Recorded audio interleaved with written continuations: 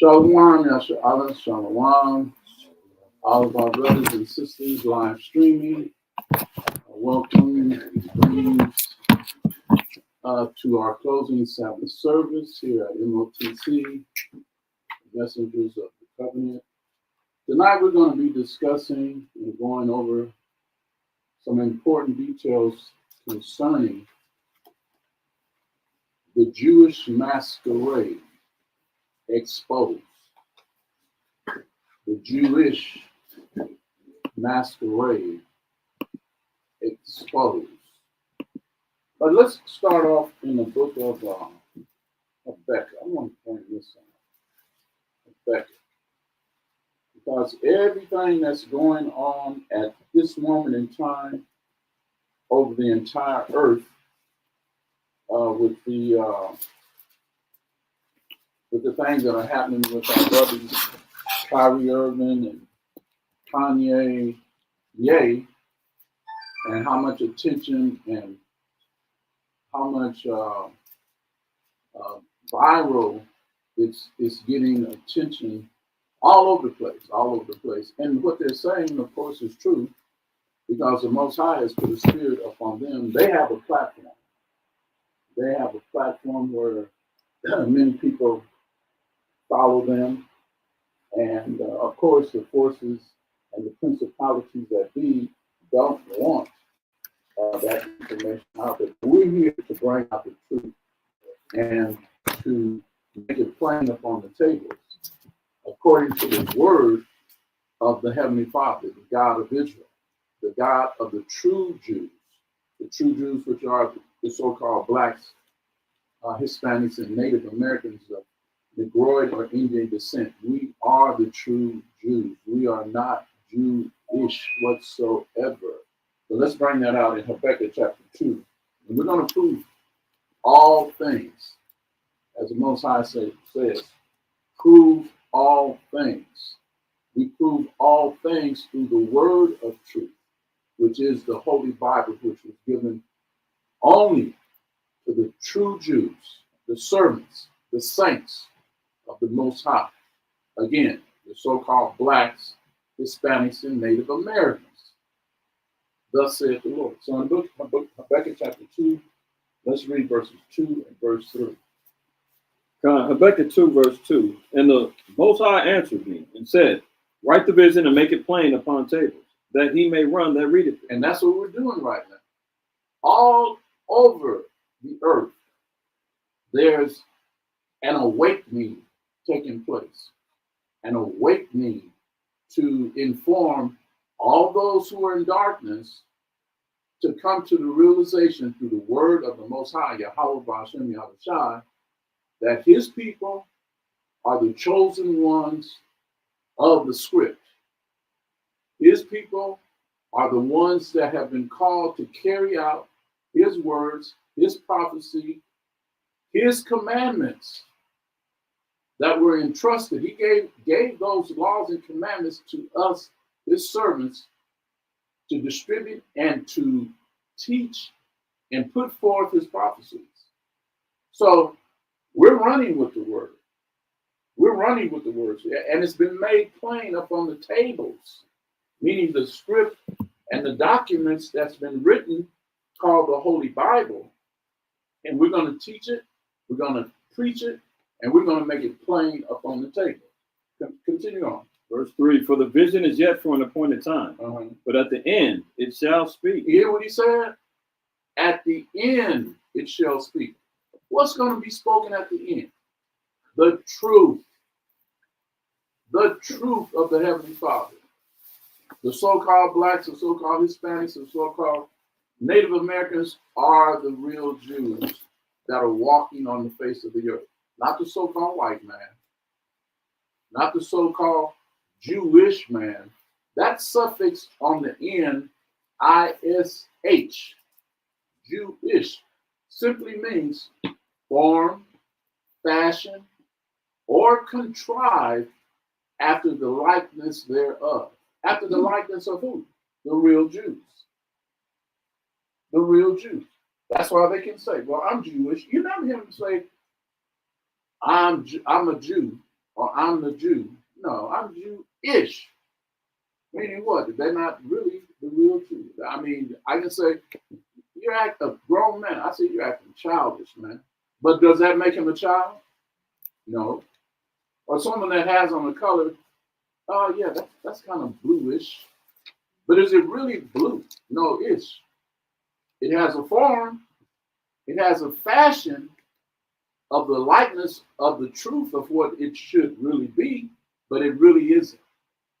So the Jewish people they've been connived through Satan and through the deception of their own hearts and minds by coming into our inheritance. But we're going to let the Bible speak.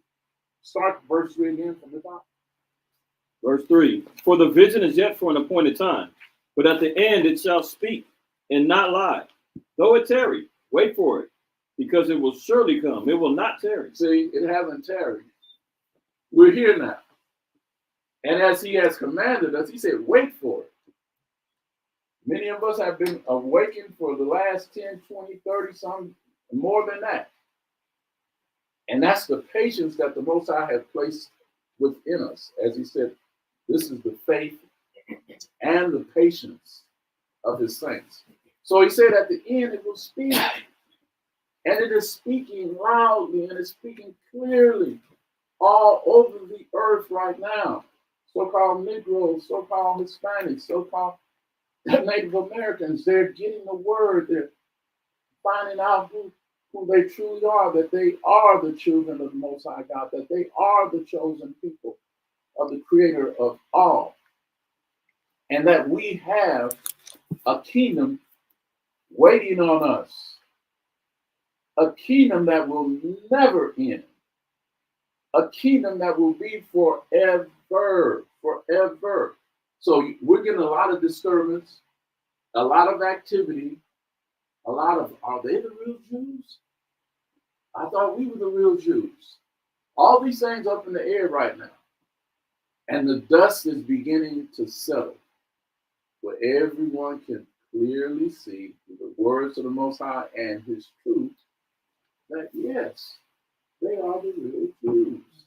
And many of us, going back to generations and generations and generations, have known this. But it has been quelled and it has been kept silent for a period of time. But as he just said, but at the end, it shall speak.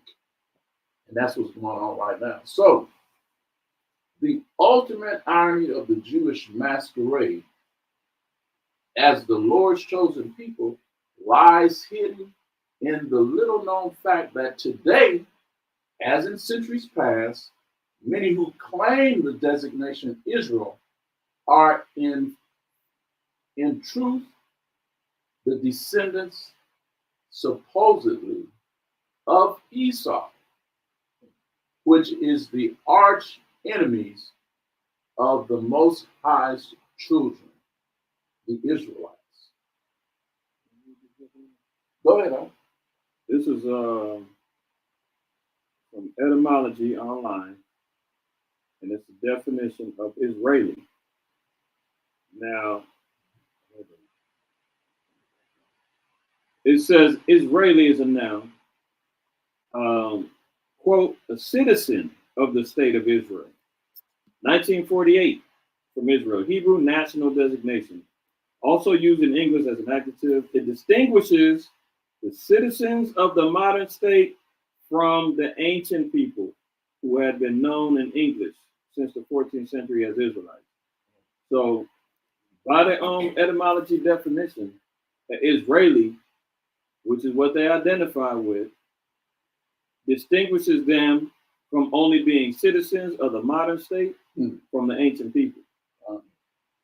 No way they can claim that they're the ancient Israelites. They're only acknowledged because of them being citizens of the state that was given to them in 1948. That was it. Oh, that was it.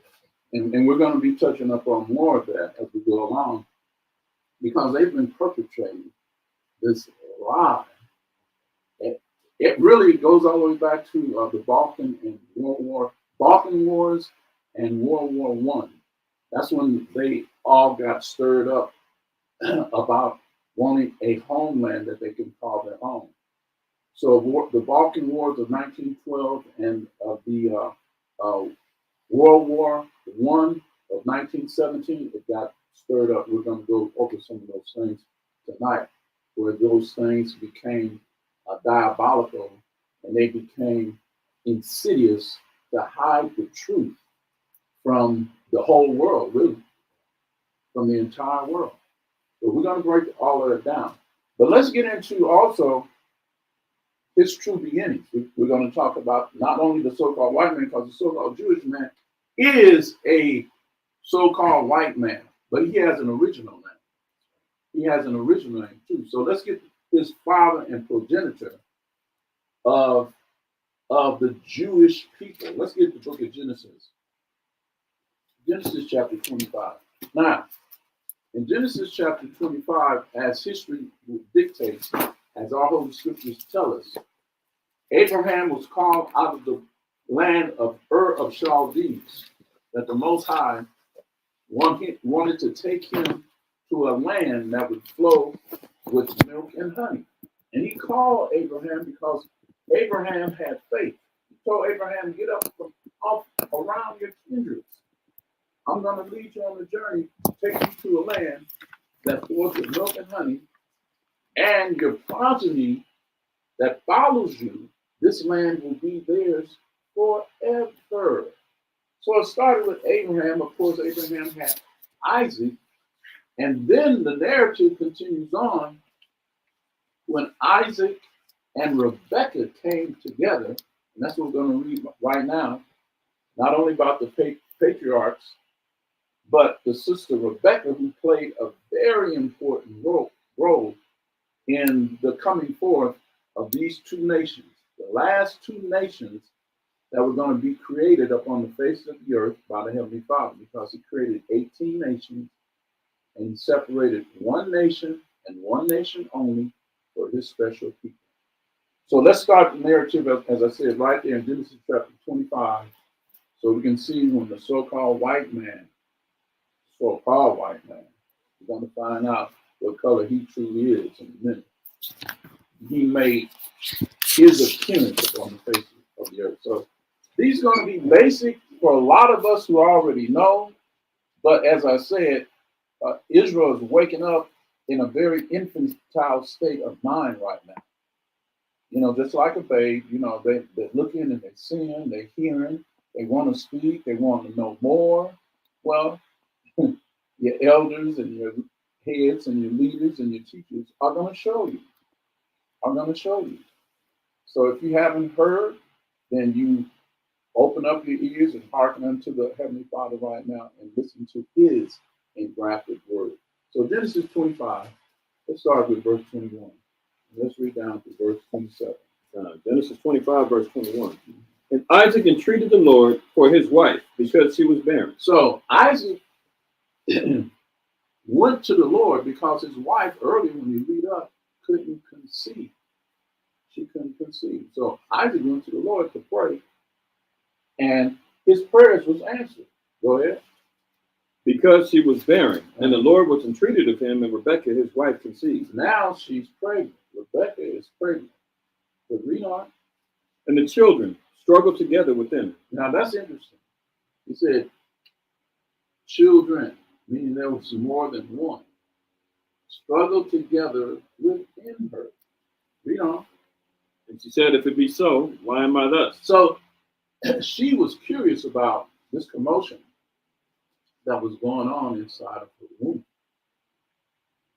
You know, something was disturbed about that. So Rebekah had the wherewithal to want to discover, find out what's going on in her womb.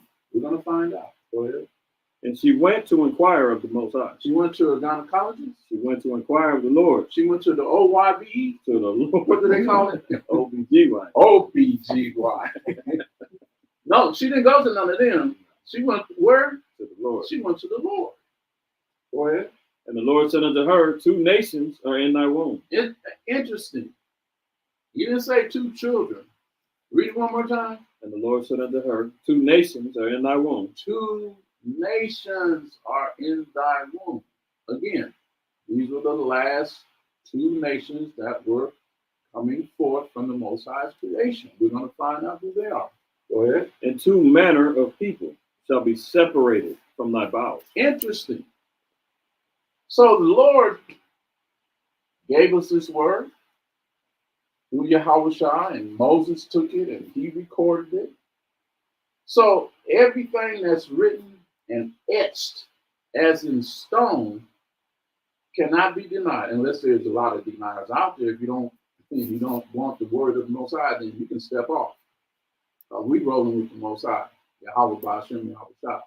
So these two nations, he said there are going to be two manner of people, and they shall be separated from thy bowels. Separated. He didn't say integrated. He said separated. Go ahead. And the one people shall be stronger than the other people, and the elder shall serve the younger. So there's going to be one people that are going to be stronger than the other, and another people were going to be obviously weaker.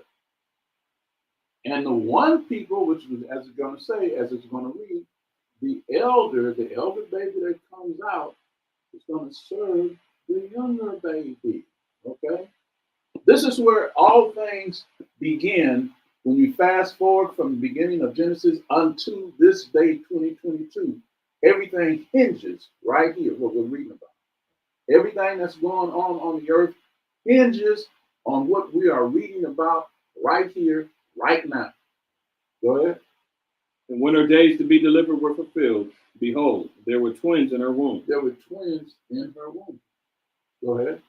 And the first came out red. The first came out what? Red. It didn't say white, did it? Red. It came out red. Go ahead. All over, like an hairy garment. And they called his name Esau. And they called his name Esau. Esau in the Hebrew is pronounced Ishah, meaning wasted away is he. So when Isaac looked up on Esau, he said, Ishah. Because he came out with no color. Wasted away is he. No melanin. That's why the scriptures just after telling us he came out red, all over like a hairy garment. In other words, different shades of red. This is the birth of the so-called white man after the flood. He came out red. In other words, he looked like the palm of your hand or the bottom of your feet all over his body. So the next time you see him on social media, you see him on TV, you're not going to see a white man. You're going to see a red man, different shades of red, from a pale pink to a fire engine red. He knows himself as a red-blooded American or a redneck. And what color is the devil? All the way across the board, we know the devil is red, all right? But that's a sidebar. But he said, read that verse again. And the first came out red, right, all over like a hairy garment, and they called his name Esau. Go ahead. And after that came his brother out, and his hand took hold on Esau's heel. So his brother came out, and remember, they were struggling inside the womb. So now they're coming out of the womb, and his brother has hold of his heel. So not only were they struggling on the inside of the womb, but they were struggling coming outside of the womb. And guess what? The so-called blacks, the so-called white man are struggling until this very day right now. That's a hint. That's a hint on exactly what we're talking about. As I said earlier, all things hinge upon what we're reading about right now. So his hand took hold on Esau's heel. So we see that the elder baby, which was the red baby, Esau, which is the progenitor of all so-called white people on the face of the earth. I don't care if they're German, French, Spanish, British. See, that's how he tried to cloak himself and hide himself. This is the same person all the way around. Okay? No, the Lord called him, like as he said, the last two nations. Esau. We're going to find out that he became a nation too. Just like we became a nation from Jacob. Later on, we find out, we discover as we read along in Genesis, that his name is going to be, Jacob's name is going to be changed to Israel. So he said that the first came out red, all over like a hairy garment. And after that came his brother out, and his hand took hold on Esau's heel. Now remember that. Make a note of that. His hand took hold on Esau's heel, because that's very significant in the way history is going to play out and the way prophecies are going to be fulfilled moving forward. His hand took hold on Esau's heel. Go ahead. Just another point to make too about Esau. They also mean hairy, rough and hairy, and that's where you get the concept of a 5 o'clock shadow. You know, he saves in the morning, and by 5 o'clock that day, the shadow of the beard will start automatically coming back in. You got them old wrestlers, George the Animal Steel and Tom Selleck and all these guys. You got them hairy, them hairy outer bodies and hairy faces and all of that, and backs, and hair coming out their ears and nose and everything else. That's a physical trait, man, that comes with so-called white men, is that they're naturally hairy. That's an important point too, because when you look at so-called blacks and Native Americans, we have hair, but not like that. I mean, brothers who play ball with them, hey, they can take off their shirt and they got hair. They look like a bear underneath. I mean, all over. That's why he did say that, right? All over like a hairy garment. Right?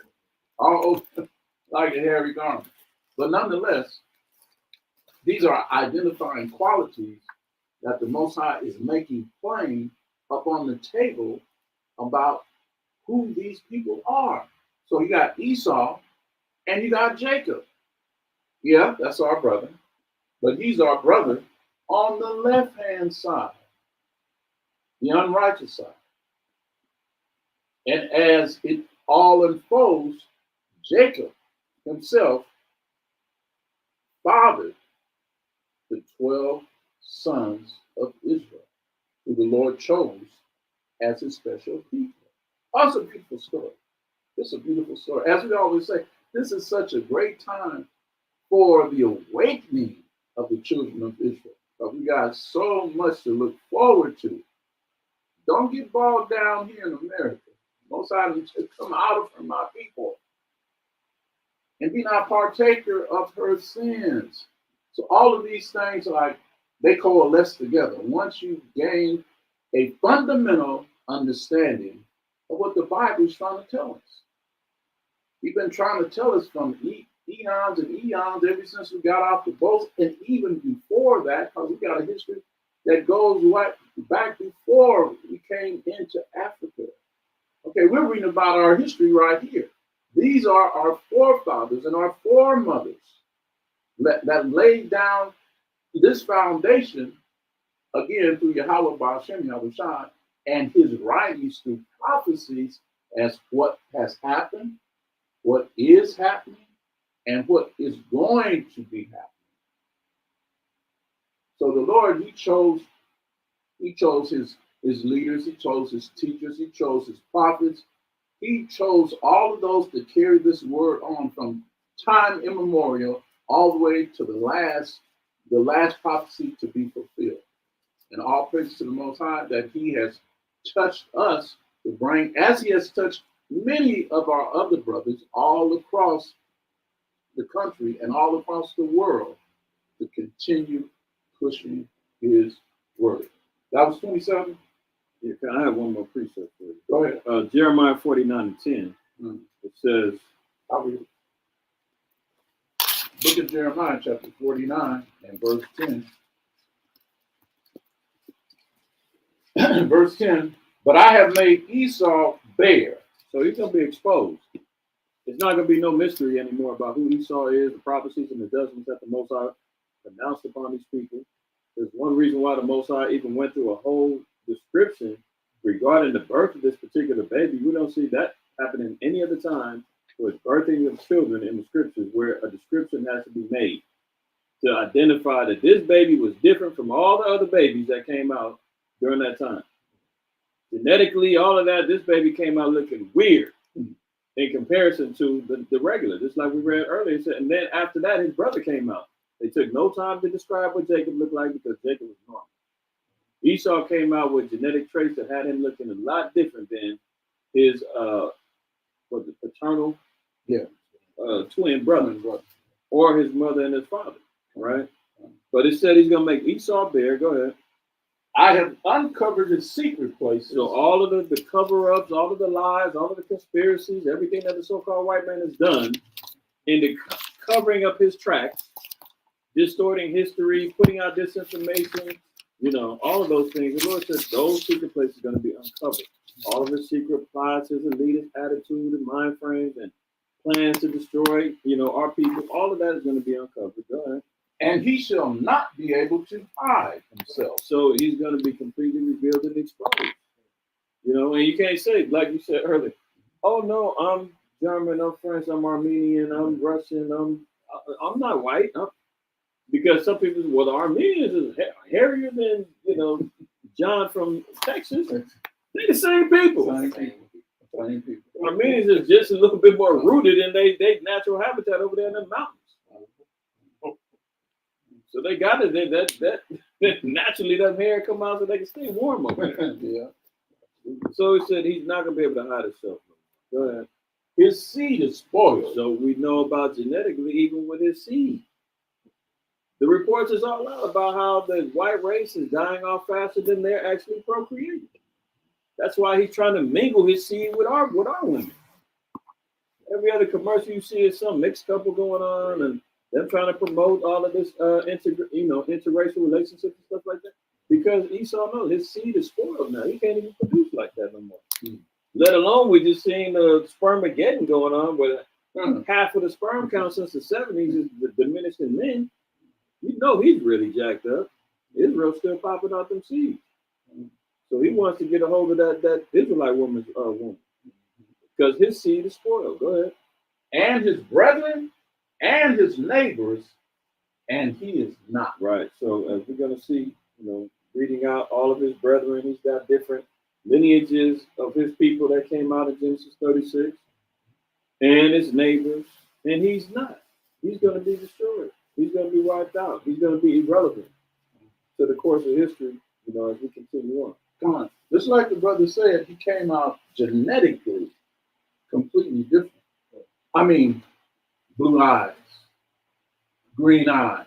Those are recessive traits. They're not dominant. Okay? But Most High told us one people going to be stronger than the other one. Okay? I mean, you take the so-called black, we always bring this out, Hispanics, Native Americans, we outdo everybody in everything. Everything. I mean, you put a so-called black man in the boxing ring with a so-called white man, and you know what? I got the brother. And that goes all the way across the board because we can go on and on and on and on through medicine, architecture, science, all the great inventions that America claimed that they did. No, it's documented and recorded. Who came up with all of these inventions? Wait a minute. Who built America from the ground up and haven't got paid? But we're still surviving. We're still moving forward. We're still growing. As we used to say way back in the day, we don't die, we multiply. The baby's kids, exactly. So that's us. That is us. So no, we don't have recessive genes. We have the stronger genes that are dominant. I mean, we have. Matter of fact, he doesn't have no melanin. That's the key right there. There's no melanin, because he said, melanin. I'm sorry, no melanin in his skin because he came out without melanin. I mean, every nation upon the face of the earth, the Chinese man, the East Indian man, the Arab man, all of these nations have a percentage of melting, except one nation, the nation of Esau, stripping of his melting. That's why the sun, he goes out in the sun, he turns orange. I mean, look at Donald Trump. He turns orange, red, and all of that. So it's like he's been hiding in plain sight because the truth hasn't exposed him. But now it's a new day, as we read. At the end, it will speak. So we got megaphones out here. The trumpet is blasting, okay? But let's go back to Genesis 36. Verse 25. We only read Okay, yeah. Before we finish, what did we drop off? we said verse 26. Okay. Verse 26. Yeah. And after that came his brother out, and his hand took hold on Esau's heel. And his name was called Jacob. And Isaac was 80 years old when she bare him. And Isaac was 80 years old when she bare them. A score is 20 years. So Isaac was like 60 years old. So now, Esau and Jacob is on the scene. So the covenant had gone all the way from Abraham, passed down to Isaac, and now the last patriarch who's going to set all of this off was Jacob.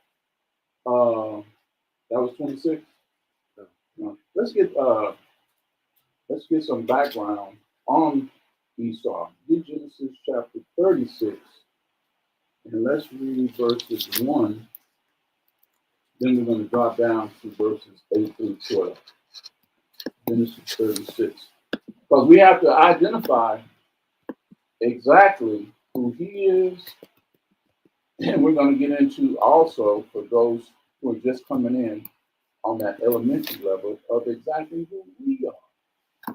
How we were chosen. How did we get in that position? Then some people will say, well, why were we chosen? Be thankful. Be thankful that you're coming into this, because the blessings, the promises, the kingdom, all of that is coming to the Lord's chosen people. That's what's due next for us. The kingdom and everlasting life. So we're going to read that in Genesis 36. We're going to get the background on the generations of Esau. We're going to read verse 1 and drop down to verse 8 and read down to verse 12. You said 36? Yeah, 36. Verse 1. Now these are the generations of Esau, who is Edom. Now, this is the generation of Esau, the progenitor of all so-called white people. Who is Edom? That's his official national name. Collectively, they're called Edomites. But his nation is the nation of Edom. Edom. And drop down and read verse 8. Verse 8. Thus dwelt Esau in Mount Seir. Esau is Edom. And that was the first habitation that the Most High gave the so-called white man. Mount Seir. Up in the mountains. That was his place of dwelling. He's the original Hasquash, the original cave dweller. Later on, he migrated into the Caucasus Mountains near Georgia, Russia. And the name fell upon him at that time. That's when he started deceiving people. But that name, the Caucasus Mountain, identifies him to a T. Because he was known in times as the Caucasian person, coming out of those caves of the Caucasus Mountains. And as it goes until today, now he's found his way to calling or being identified as the white man. Like he's pure. Like there's no tainting of himself. So all of these things connotate something that's going to be upright, really entitled today. So let's read on. Verse 9. Verse 9. And these are the generations of Esau, the father of the Edomites in Mount Seir. See, that's what I just got to saying. The father, the progenitor, the beginning of all so-called white people. Go ahead. These are the names of Esau's sons. Eliphaz, the son of Adah, the wife of Esau. Uriel, the son of Basemath, the wife of Esau.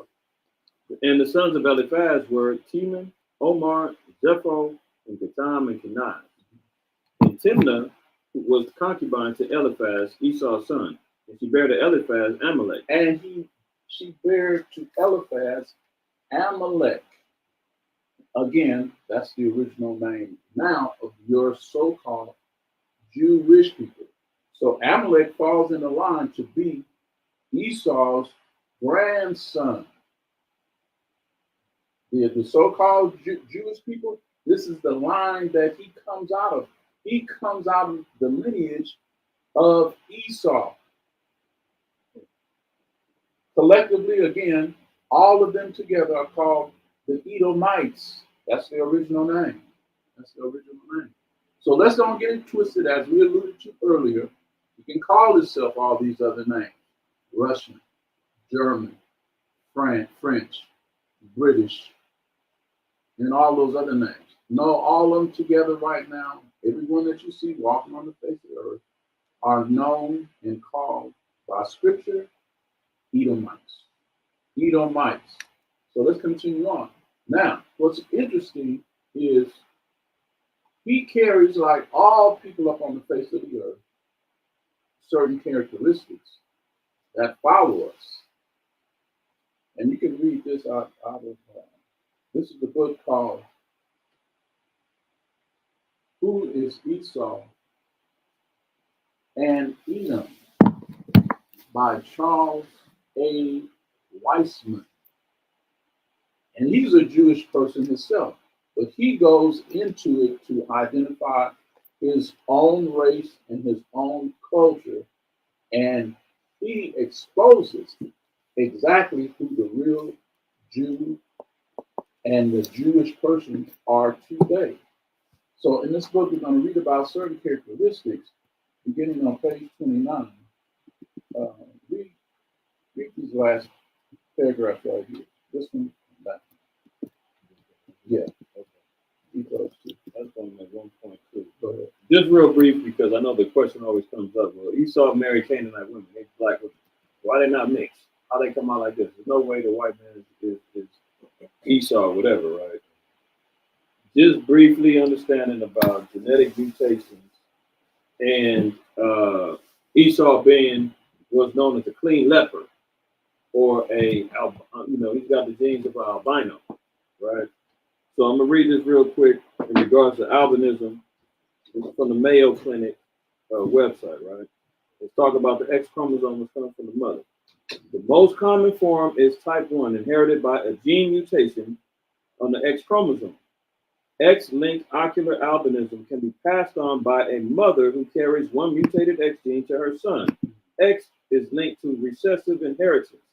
So if we're talking about Esau having recessive genes, the lack of melanin, the light eyes, the blonde hair, all those are recessive traits, and it can only come from the mother. Now, if we all agree that the Canaanites are black women is the only ones who can produce an albino. White women can't produce no albino, so that would come from the mother. He already came out looking like he did. Now you compound that with the X chromosome mutation from the mother, a black woman. The seed's gonna come out even looking more like a damn white seed, right? And it said that these are all recessive genes. It says ocular albinism occurs almost exclusively in males and is much less common in the OCA. So it carries on through the man's seed. So if Esau is carrying on that they have sons, that seed, that generation now is even more prone to produce another albino, another recessive gene kid or whatnot. So that's why they look like they do. And Esau is the dang white man, right? That's just real light of understanding regarding Genesis 36, because that always comes up. He was saying, that can't be true. A white man and a black woman, they come out looking mixed. You just got to understand a little bit about biology and genetics and why, again, going back to Genesis 25, why Esau had to be described, because these particular traits and characteristics were going to carry on through his seed so he can be identified. That's what we're going to read about in those two paragraphs right there. Gotcha. Who is Esau, Edom? I was going to ask you the author. Oh, Charles A. Wiseman, Weisman. Who is Esau, Edom? Popular book. Yeah, popular book. You can get it online right now. They have it at a very decent price. It's about $17 or $20. You can get it off Amazon. So these are some of the perpetual characteristics that he broke down, and the scriptures tell us, like the brother just went into, genetically, they're never going to change. So read those paragraphs. This one? Yeah. Okay. When God assigned specific characteristics and roles to Esau, Jacob, and other characters, he established a pattern in which their descendants would follow. Since each character or race retains these characteristics, they tend to repeat their history. As we observe this drama unfolding on stage, we see that the Jews are repeating the life and events and roles of Esau, Edom. When a symbol or attribute or characteristic is established in Scripture, it does not change. Like any other symbol, it can never be understood if its meaning were to change. Esau's characteristics are thus permanent and perpetual, being assigned to him by the Most High, just as any writer of a play would assign an actor the roles he must follow and attributes he must adhere to. See, it's never going to change. Like he said, like the Most High said, he's a God that changes not. So he's not going to change characteristics in the middle of everything unfolding, then everything can get thrown off. That's why you have to understand the narrative and go into your studies. As the scripture says, blessed is he that readeth, and seek you out of the book of the Lord. And the other supplemental books, so your understanding, your level of awareness and intelligence can come up to another level. Because it's all about seeking wisdom. As the scripture says, wisdom is the informative thing, but with all understanding. Get that in Proverbs chapter 4. I don't want to botch it. Proverbs 4.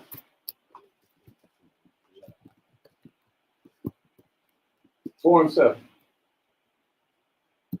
Proverbs chapter 4 and 7 verse. Mm-hmm. Wisdom is the principal thing. Therefore, get wisdom, and with all thy getting, get understanding. That's so prominent right now. We have to have an understanding because so many people are out here confused, conflicted, and don't know because there's no understanding coming behind it. And that's why we go into the scriptures and read the scriptures line upon line, here a little and there a little. That's exactly how we're instructed to read the Bible. So yeah, he's not going to change anything. But once you have a basic fundamental foundation of the story, how it goes, you can follow it just like a movie or anything. You can follow each and every character, their ways, their habits, their intents. See, nothing will be thrown off. That way, things won't get twisted up. So we have to know about certain qualities, certain roles that each nation of people were supposed to play out. We're supposed to play out upon the face of the earth. Now here we are, and we always say this, here we are, the special chosen people, so-called blacks, Hispanics, and Native Americans, we acting like the devil. We acting like the devil. Well, we've been misplaced because we don't understand ourselves. We don't know who we are. There's an identity crisis that is going on amongst our people. They're calling themselves black. They're calling themselves colored. They're calling themselves all these other things. We say black so people can identify with. But really, we have been identified by the Most High God, Yahweh, as Israelites. Because you walk on the street and ask our people what is their true nationality, but you're going to get 7 or 8 different types of titles. But what did the Lord call you? What did the Most High God call us? He called us Israelites.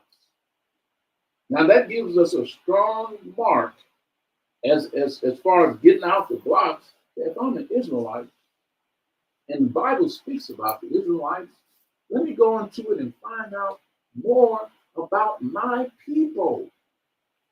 And truthfully, Your people, our people are written through in and throughout from Genesis all the way back to Revelation. But it's getting on board, and then after getting on board to accept the acceptance of what the Most High has laid out, a beautiful story and a beautiful plan of salvation for you, his people, the children of Israel. So those identifying characters, like the author said, they will never change.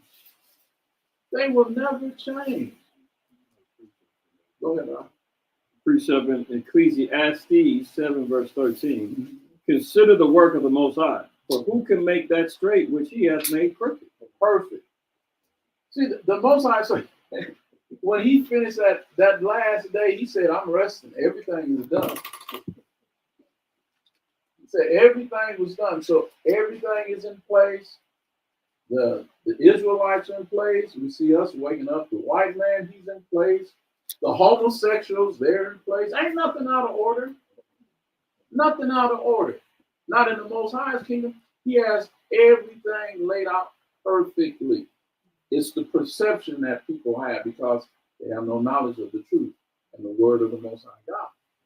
But it's laid out right here, plain and simple, black and white. Again, now we're coming in, opening up those doors of understanding, open up those doors of receiving our heritage, receiving our history, receiving what has been put forth for us as the chosen people, as the special people. So many things that he has bestowed his children with. Blessings, promises, all those good things, righteousness. We just have to come back to it. Because the story always goes to, why are we in this position as his people? We're living on the bottom and everyone is above us. Well, there was a reason. There was a cause and a reason. But we're going to get into that briefly. So continuing on with these certain characteristics that has been placed inside of all nations, they can't change. But let's get the one character that is going to definitely pinpoint, which there are many, pinpoint the so-called white man. Job 9:24. Write these scriptures down, because these are keys to greater understanding. These are keys to the principles of wisdom. And as the scripture that we just read, we're going to lay a groundwork for understanding. So, a perpetual characteristic of Esau, Amalek, this is one of the major ones. Job 9:24. Verse 24. The earth is given into the hand of the wicked. Go ahead. He covereth the faces of the judges thereof. Now, wait a minute. This is the Lord talking to Job. He said the earth has been given into the hand of the wicked. Who's running the earth today?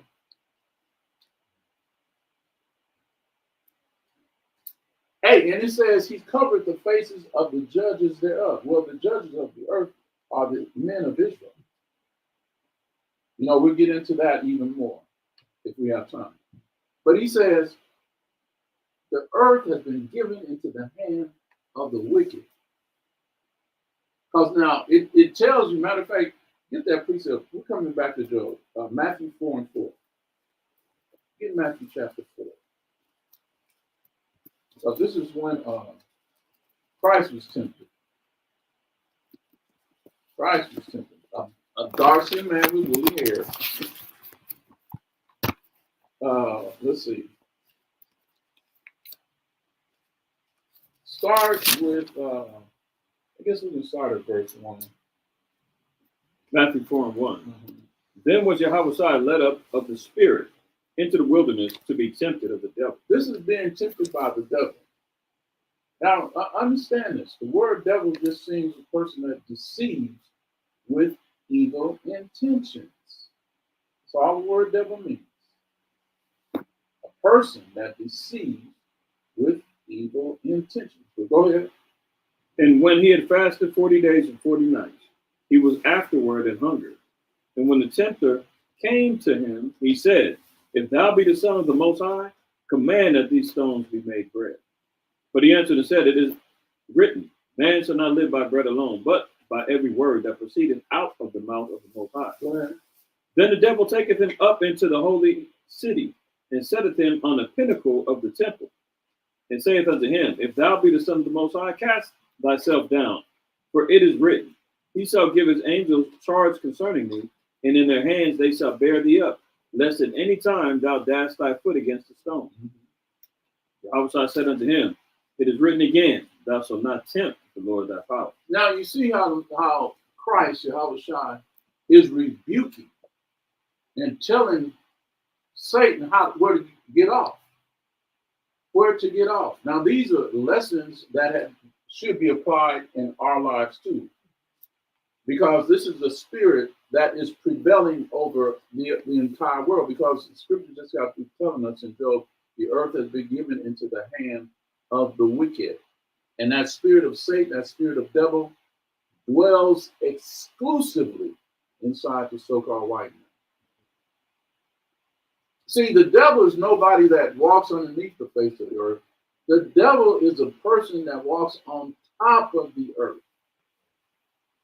As I said, a person that deceives with evil intentions. Again, there's roles that have been written out for us to carry out, like we just got through reading about. All nations have a particular role to play upon the face of the earth. There's the unrighteous role and the wicked role being played by the so-called white man. There's a righteous role and one of glory to be played by his special people, the Israelites, so-called blacks, Native Americans, and Hispanics. See, I said this earlier, we have to find out our role. Again, once we find out our role, our true identity, we can get ourselves in line with it. We've been out of line. We've been kind of over on this side. And we're lost. That's what they call us, the lost sheep of the house of Israel, right? That's what they call us, the lost sheep. We can't get it. We can't get it in line right now. But there's a reason. I mean, we are such a beautiful people, even in our downward state. You know, we can do some uplifting things. I mean, some great things in our downward state. So imagine when we come back into it, as we all always say, y'all ain't seen Michael Jordan play basketball yet. Okay.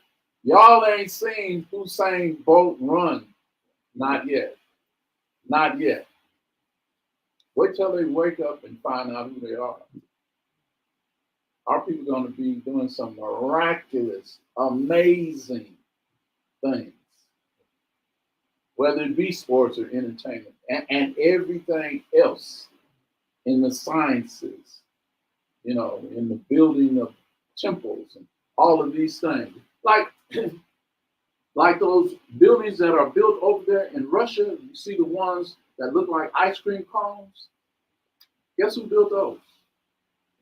So-called blacks during the Dark Ages, when we were ruling Russia and all of Europe before the white man came in there. Those were so-called blacks. Just like we built Washington, D.C. What do you think? Designed the Capitol and all of that. So-called blacks. Oh, we have a great history.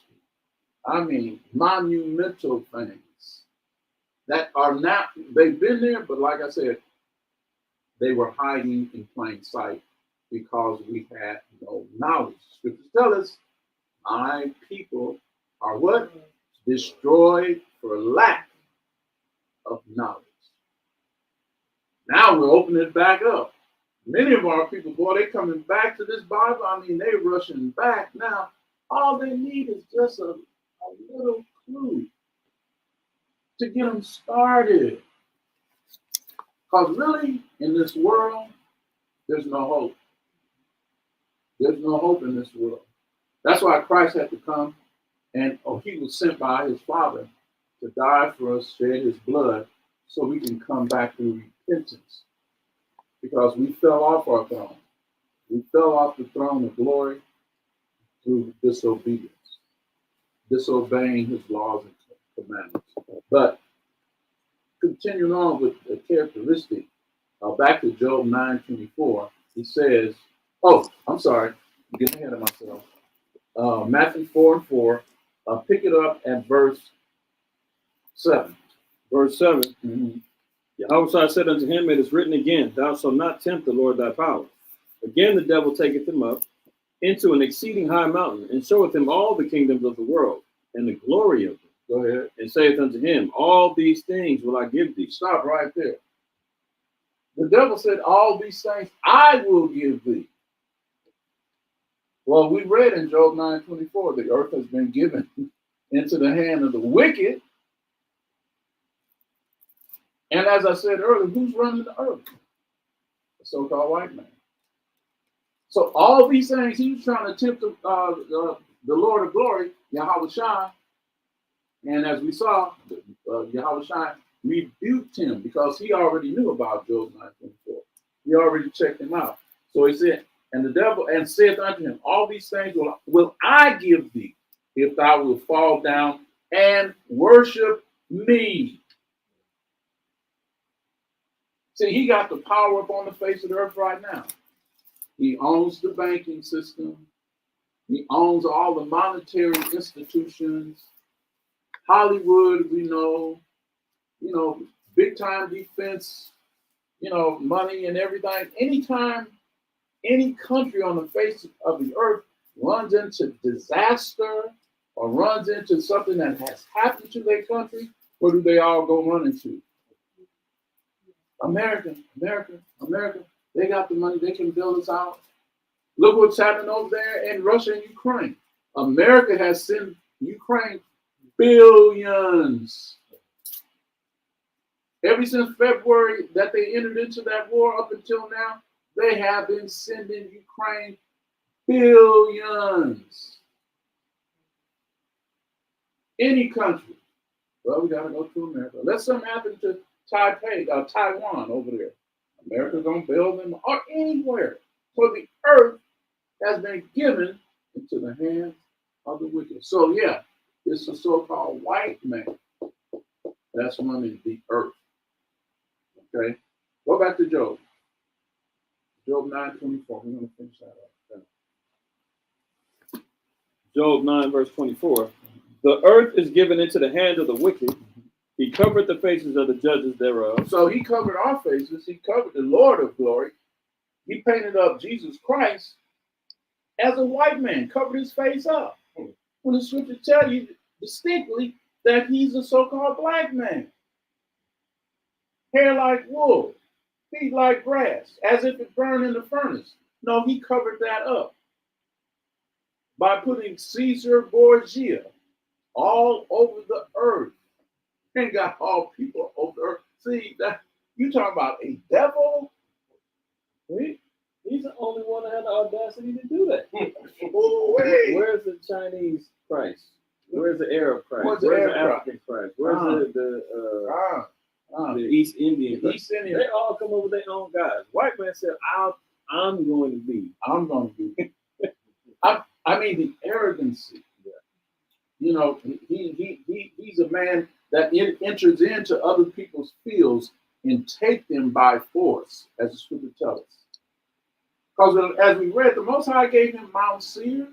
That's your little place up there in the mountains. You're supposed to stay up there.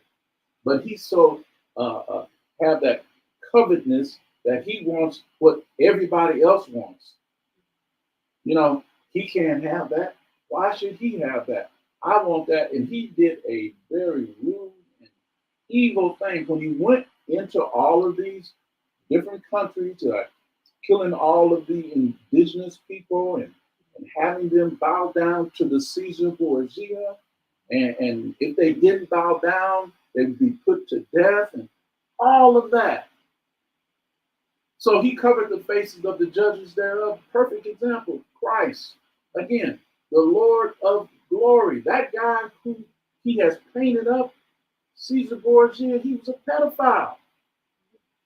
Okay, he committed incest with his sister Lucretia. Okay? His name is not Jesus Christ. His name is Caesar Borgia. And he had his brother murdered. Brother Juan Rodrigo. You can Google all of that. But the whole world, you go into any black church in America, you're going to see this white Jesus. And our people going for that okie doke. My people are destroyed for lack of knowledge. It's crazy. But now sense is being made out of the whole scenario. Because truth has marched up to the front line and has taken his seat. So, the earth has been given into the hand of the wicked. He covered the faces of the judges thereof. And then it goes on to say, if not, where and who is he? Like the Most High say, if he not the wicked, then you tell the Most High who is the wicked. That's what he said. If not, where and who is he? I mean, all the dastardly things that the so-called white man has done. I mean, it's countless and endless what he's done to us so-called blacks. But we're talking about all the way back to his taking over during the time of the Greeks in 333 BC, coming all the way up through the Romans, coming all the way up to the times of the Gentiles. During the time of the Romans, went into Jerusalem and laid Jerusalem on heat. Went in there slaughtering us as a people, the special people. But he's done so many things all over the world. Was not he the one that shook up the world with that atomic bomb? You know, he dropped that bomb on Nagasaki. And he dropped another one too, didn't he? Hiroshima. No other nation. I mean, he has all of these, the weaponry and, all of the things that would shake the earth. The scripture tells you that too about in Isaiah chapter 14. This is the man who has shook the world. Ain't nobody else dropping an atomic bomb on no other country but him. Come on, man. He is the the wicked that's running the face of the earth. But let's continue on. Go ahead. See. Wisdom of Solomon 14, we'll read 11 down. Okay. Therefore, even upon the idols of the Gentiles shall there be a visitation, because in the creature of the Most High they are become an abomination, and stumbling blocks to the souls of men, and a snare to the feet of the unwise. For the devising of idols was the beginning of spiritual fornication, and the invention of them the corruption of life. For neither were they from the beginning, neither shall they be forever. For by the vainglory of men they entered into the world, and therefore shall they come shortly to an end. For a father afflicted with untimely mourning, when he hath made an image of his child is soon taken away, now honored him as a god, which was then a dead man, and delivered to those that were under him ceremonies and sacrifices. Thus, in process of time, an ungodly custom grown strong was kept as law, and graven images were worshipped by the commandments of kings. Wow. See, this is how he's infiltrated that wicked spirit all over the earth. All over the earth. Like I said, once we catch a glimpse of who the wicked is, then that little glimpse is going to pan out where you can truly see the wicked person. Now, as I said, our people do wicked things too. But get that in Proverbs 12:26. Our people do wicked things too. That only because our people are misplaced in their minds. They've been displaced out of order because they have no identity. So they're going to do all kind of crazy things. Like the scripture say, we outdo the wicked man in his wickedness. Is that 12:26? Go ahead. The righteous is more excellent than his neighbor. We're the righteous. We're more righteous than all people upon the face of. Thus saith the Lord. Okay, go ahead. But the way of the wicked seduceth. We've been seduced by the wicked. I mean, Well, look here. We've been falling prey to it. Stockholm syndrome. I mean, we just give in and take it. You know, since the so-called white man, he's on top of the earth right now, then he must have the answer. So we got to be like the white man. He done took up on every matter of fact, our men are going over there and marrying their women. And some of our women are marrying their men too. No, we got to come back home, people. Come back home. We are the greatest people upon the face of the earth. Our Creator gave us everything, more than anyone else walking on the face of the earth. Spiritually, mentally, physically, all of those things. We should be in control of those things. But we have weakened ourselves in mind, body, and in spirit. You know, what the scripture say about seeking love?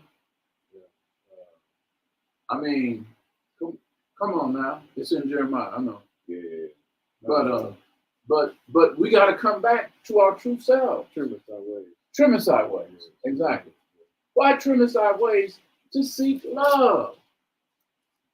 And when the scripture say trim, we didn't cut ourselves off, I mean, all the way back just to seek the love of the so-called white man. I mean, you look at it all day long, you know, Charles Barkley, Shaquille O'Neal. And Shaquille O'Neal had nerve enough to call Kyrie an idiot. You know, after he came out with that statement. But Shaquille showed that movie in his theater. But he still called Kyrie an idiot because Shaq still got to get that paycheck from the white man. So he's trimming his ways to seek love. To seek love. And then you got just the ways of the wicked seducing our people. Just the fact that our people will hear that one word, anti-Semitic, and automatically get triggered to think a certain way about whatever was said, rather than researching and finding out what exactly does that mean. Is it applicable in that situation? Because as we talked about before, there's multiple nations that come from Shem. So if you're saying anything anti-Asian, Moab, Ammon, you're being anti-Semitic. If you're saying anything against the Arabs, you're being anti-Semitic. If you say anything against the blacks and the Hispanics, you're being anti-Semitic. They cornered the market to say that only applies to them. If you've been anti-Semitic, you got to be talking about the GMO small hats. They're the only ones that, no, it doesn't apply. But the ways of the wicked is programming, misinformation, rocking you to sleep so that you don't even try to research or find out what are they talking about. Is this even real? As we just seen, just from looking at etymology online, the definition of Israeli will tell you that they don't even they don't, that word alone does not connect them to the ancient people. So if they're saying, yeah, I'm Israeli or I'm Jewish, and like the elder said earlier, if you just look at the suffix ISH, what does that mean? Just take the JE off and just say wish. Take the JE off and they wishing. Absolutely. That's just the bottom line. Simple stuff, man. But the ways of the wicked says, if you say anything that goes against our narrative, we'll shut you down. Shut you down. Shut you down. And that's real too, because the earth has been given into, you know, whatever. We can't say anything, but what he would like to receive or what would be acceptable to him. Anything outside of that, no, we're going to shut you down. You know, so-called free speech, right? How many jokes do people make about Asians eating dogs? You know, that's anti-Semitic. If you really want to keep it real, but they won't even, they can't even use that narrative. They make a whole new thing about an anti-Asian hate bill. Rather than anti-Semitic, it's anti-Asian. Right. You know, they change the whole narrative, man. Straight up. But see, these again are the perpetual characteristics that gives us an inside track in identifying the wicked. Now, take Proverbs 16:4. Listen, Proverbs 16:4. Because like the author said here, if they were to change it would throw a wrench in the whole machinery. Now just think about it. If the Most High started off Genesis all the way through Exodus, Leviticus, Numbers, and Deuteronomy, he laid down everything in those 5 books, and then he gets past Deuteronomy and he changes up. And you're gonna take a double look. Well, what happened? The first 5 books, and then the whole thing from that point would all be coming down. No, the Most High is perfect. His love and his understanding and wisdom is perfect, likened unto a ring. So he's not going to change, as he says in Malachi. Say, I am a God that changes not. So get that in Proverbs 16:4. Proverbs 16, verse 4. The Lord hath made all things for himself. So he done made and created all these things. This is for himself. We're his vessels. We're his workers of righteousness, or we're vessels of wrath. However the Most High deems, however the Most High calls, whatever he wills. But he has created all things for himself. Go ahead. Yea, even the wicked for the day of evil. So there had to be a person to carry out the wicked ways up on the face of the earth. Oh, in the world to come, like that's gonna be our kingdom. It ain't gonna be no wicked. We're gonna have to get those people in straight, get them right. But getting our people right on this side first and foremost. But we're living amongst unrighteousness. We're living amongst corruption. We're living against all the evil deeds of man out here. That lets you know, when we have been called, those who have been called into the truth, we have to weave ourselves in and throughout, as Christ said, be wiser than the serpent, but be harmless as doves, as we weave and bob ourselves now that we know. Because really, it's almost like a target is on our back. Satan knows it. Satan knows it. So we have to keep our heads on the swivel and always be alert and always be aware of what's going on. Don't let this knowledge drop down no further. It all should be increasing every moment, moment by moment. Because that's what's taking place in Satan's camp. He said, them children of Israel are waking up. We got to halt them. We got to put them on blast.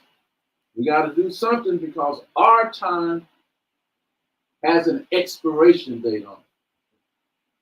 And it's coming very close. So he says, the Lord has made all things for himself. Yea, even the wicked for the day of evil. Even the wicked for the day of evil. So all things are made by him. So these are characteristics. They ain't going to change.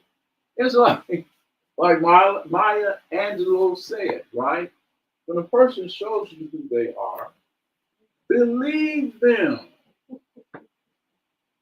Like some of our people, they still got in their mind, oh, the white man's going to change. No, he's not going to change.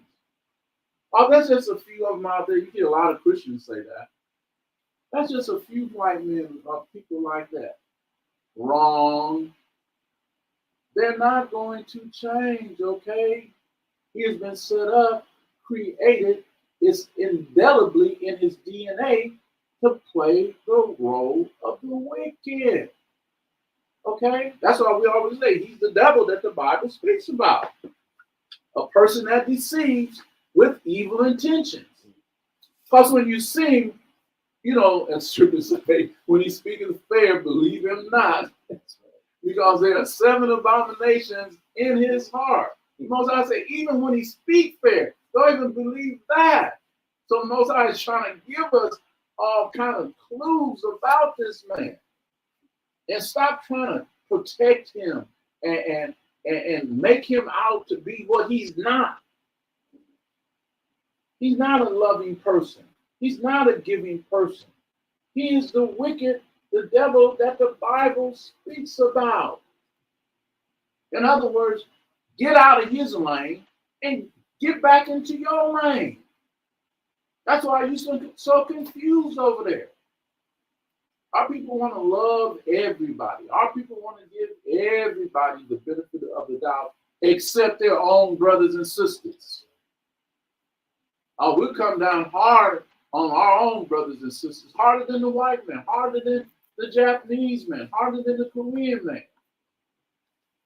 Don't have love for ourselves. I mean, killing, it's going on. I mean, overtime. We got to come back, people.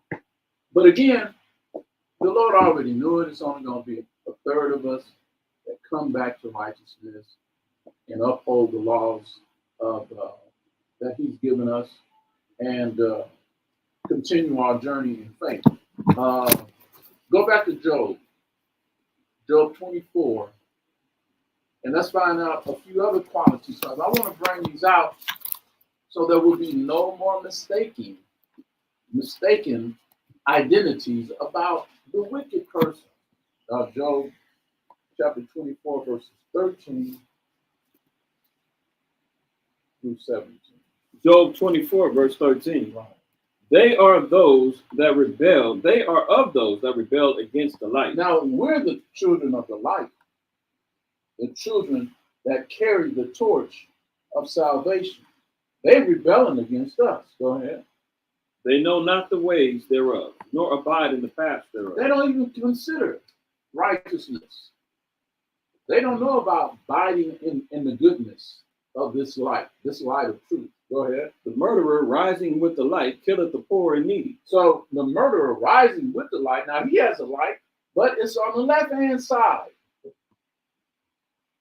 Lucifer, that's who he is. Yeah, he got a light, but it's the wicked side of it. Go ahead. And in the night is as a thief. And in the night he has a thief. See, he's out there conniving, looking for other things to take down and to overcome, and all of those things that lurk and hide and seek to kill and destroy. That's it. We just got to say the murderer. That's who he is. Go ahead. The eye also of the adulterer waited for the twilight, saying, no eye shall see me, and disguiseth his face. And disguises his face. The Jewish person. Okay? He didn't disguise himself. He didn't put on a masquerade. That's what we're talking about. The Jewish masquerade exposed. Yeah, he has a disguise. I'm the Jewish person. I'm the Lord's chosen people. Salvation is coming to me. Nothing could be further from the truth. That's why now we have to uncover the wickedness. We have to uncover the unrighteousness and place righteousness back where it belongs, or awaken our people to their true heritage. Go ahead. Verse 16. In the dark they dig through houses which they had marked for themselves in the daytime. They know not the light. They don't know how to do right. Okay, read on. For the morning is to them even as the shadow of death. See, they're always doing their dirty work at night. At night, they're scheming. They're conniving. How can we overthrow? How can we overcome? Whatever it might be, a people or a land or a nation, whatever it might be, he always has his wheel turning in the ways of doing mischief. Go ahead. If one know them, they are in the terrors of the shadow of death. See, and that's what we're doing. We know who they are, so they are going to be in the terror, in the shadows of the terrors of death. That's where he gets to shaking. Oh, they're waking up, as it says in the Wisdom of Solomon, chapter 5. Are these they who we thought we had in derision? How can they be the sons of the Most High God? I mean, that's prophecy that's being fulfilled right now. That's, again, going back to Kyrie and Ye, that's why they're trying to shut them down on that platform. And it's been revving up. I mean, what is going on about 3 weeks now? And now all of Israel is tuning into that too. As I said earlier, they're getting wind of something greater that's happening for them. Because they follow, they'll listen to Ye and they'll listen to Kyrie because of the platform. But guess what? They're riding on the coattails of the Hebrews who have been awakened. Okay? Because it would be beautiful with them on that platform if they would carry this. If they would carry this with them. But it's not time. It's not time. You know, the workers out here in the field right now. But go ahead, because it just goes along with the part about him hiding. Oh yeah, and disguising his face. Right.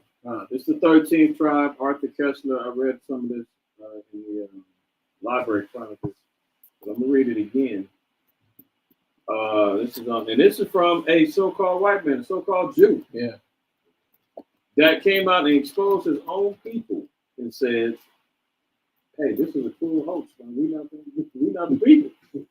That's what it is. He's the only people came out and said it.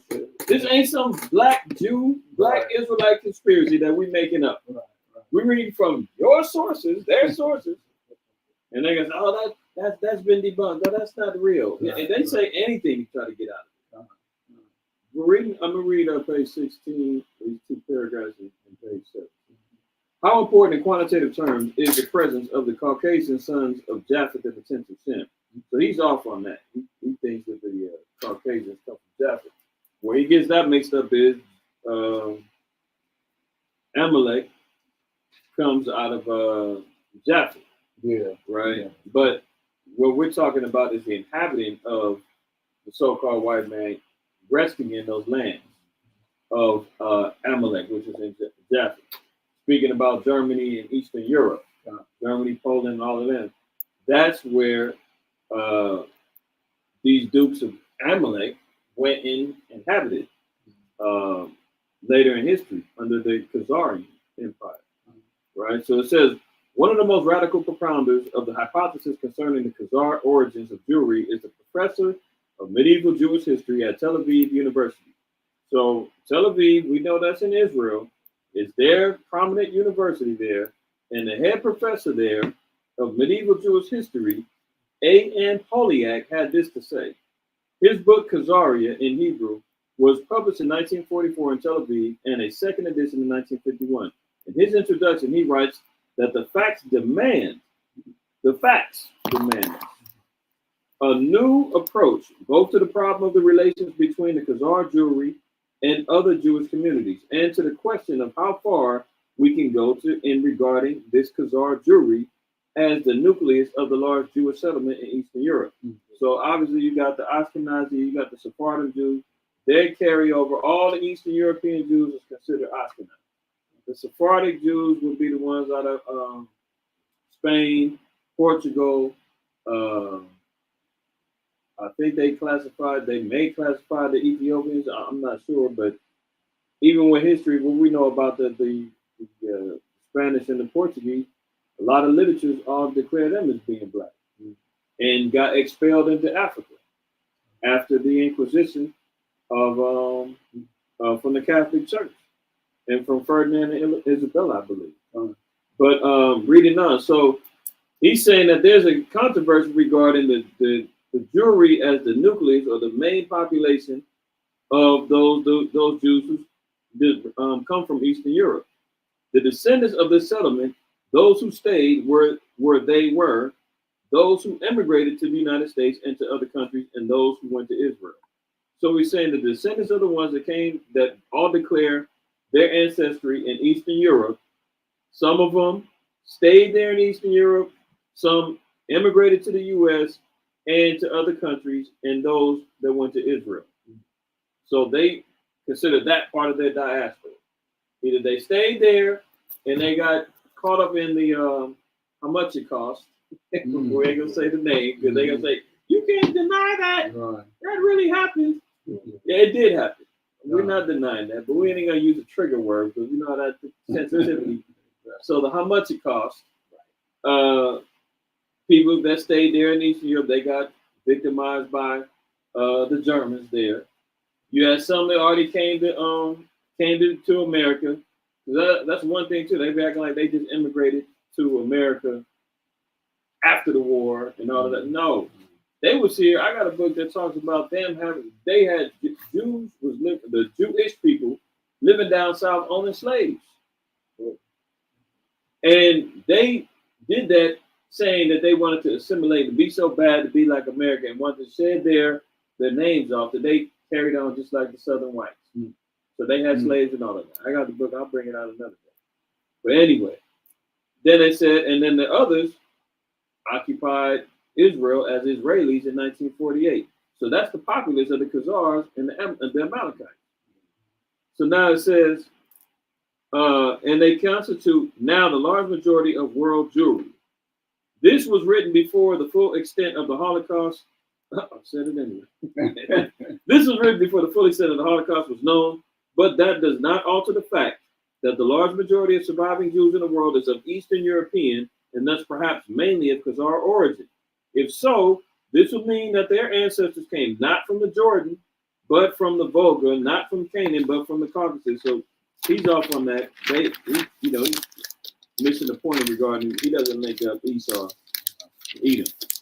But as far as a place of origin is concerned, but he picks it up where they were in the Caucasus, right?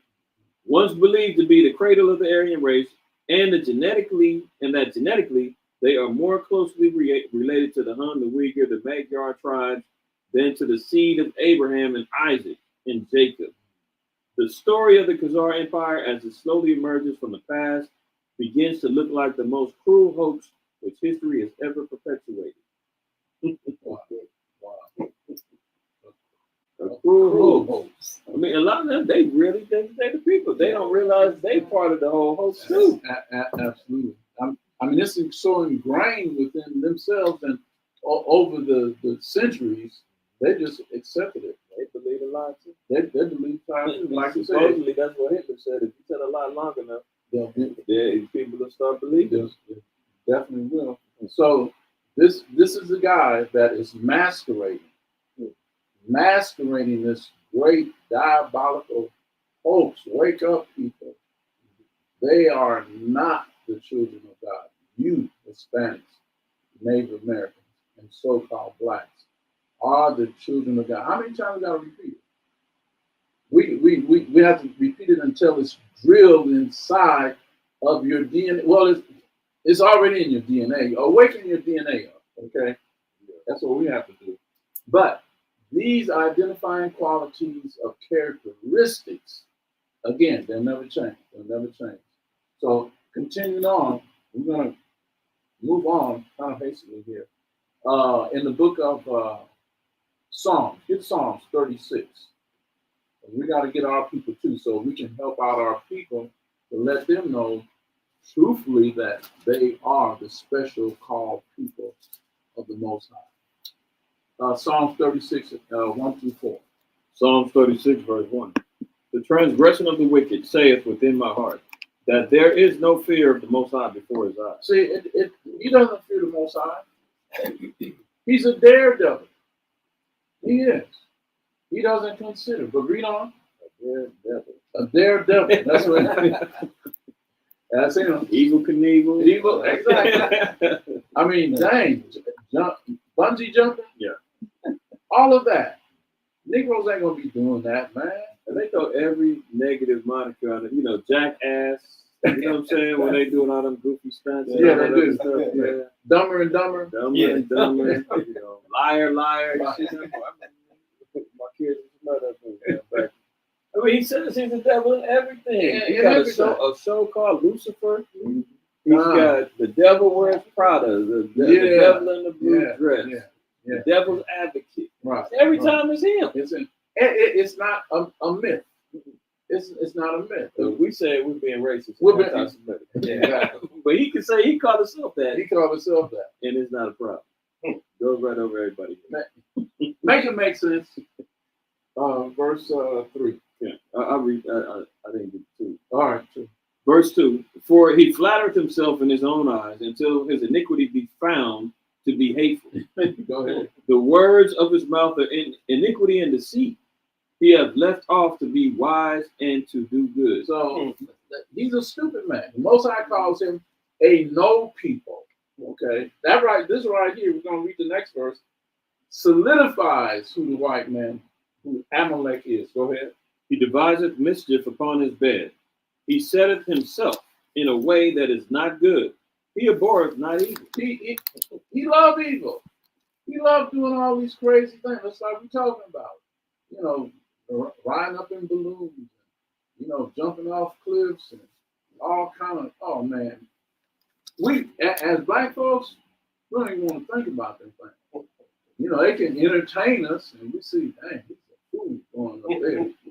You know, he's a plain fool. But this is the characteristics of all he's about. You can write down Micah 2, verses 1 through 3, and Sirach. In Sirach 12:16.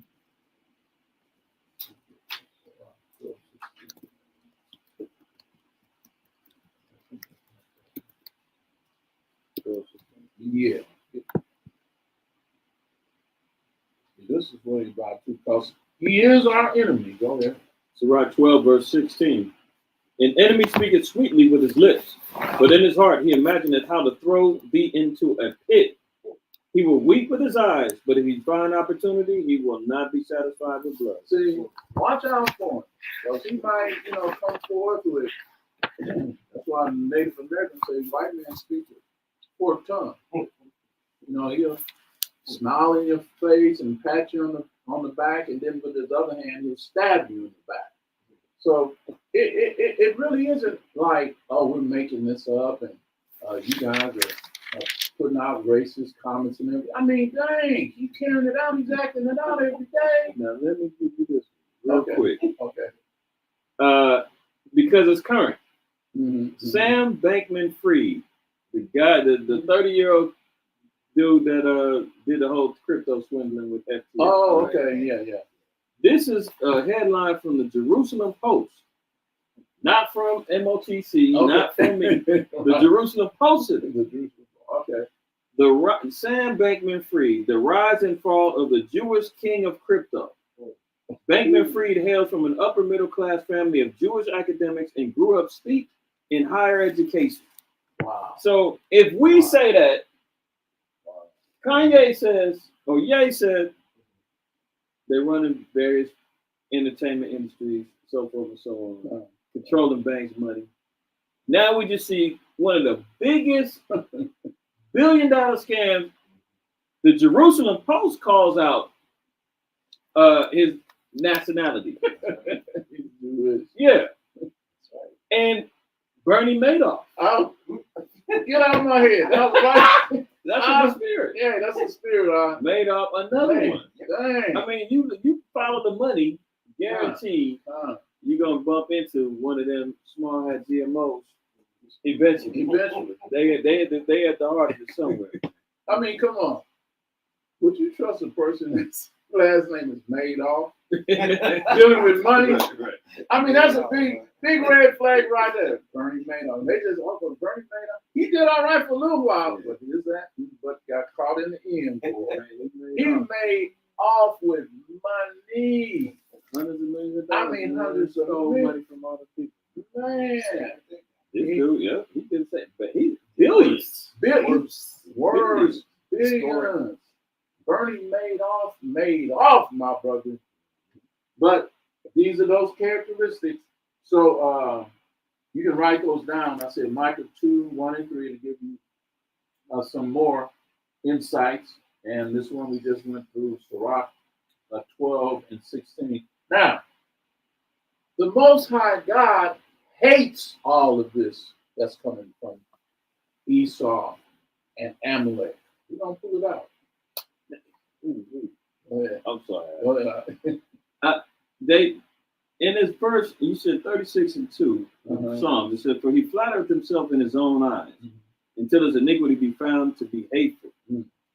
This guy, Sam Bankman-Fried, had his whole persona of being about this lowly, humble little, damn. kid who was giving out money. He was the big philanthropist. He's giving $25 million to buy. He's paying for this. He's paying for that. Or he's not living like a billionaire and all of that.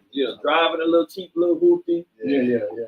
That's being flattering himself in his own eyes until his iniquity gets found. To be hateful.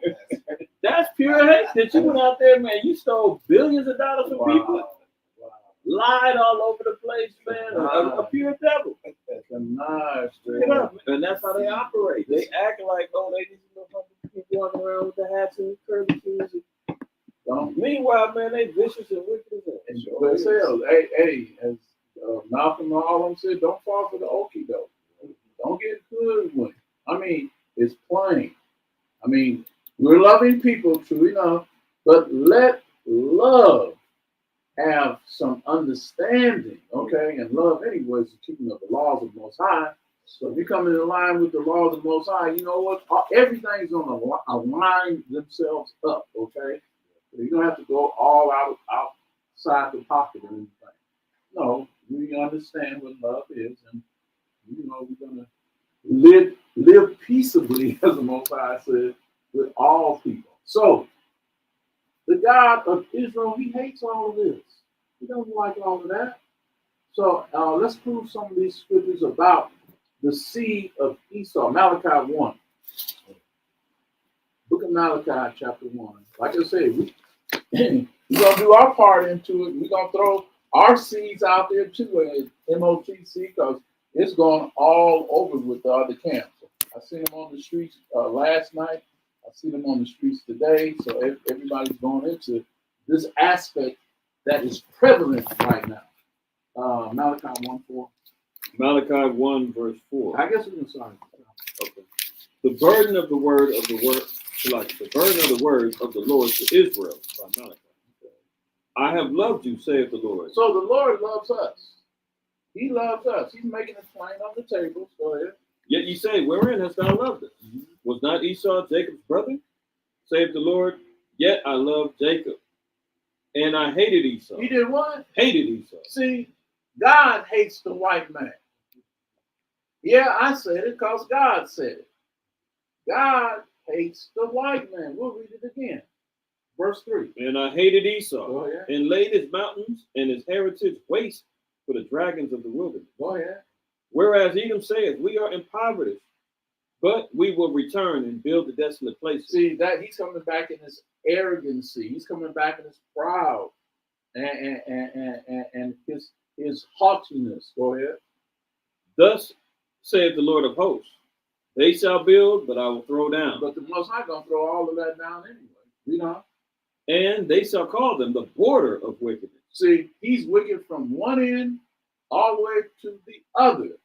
That's who the white man is. He's laying it down. Go ahead. The border of wickedness, and the people against whom the Lord hath indignation forever. Forever.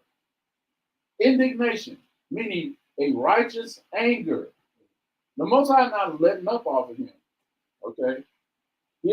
His righteousness is always going to be over all things. Over all things. So if these are the people, he said Esau, which Amalek stemmed from, he has indignation for these people forever. Forever. Get Romans 9.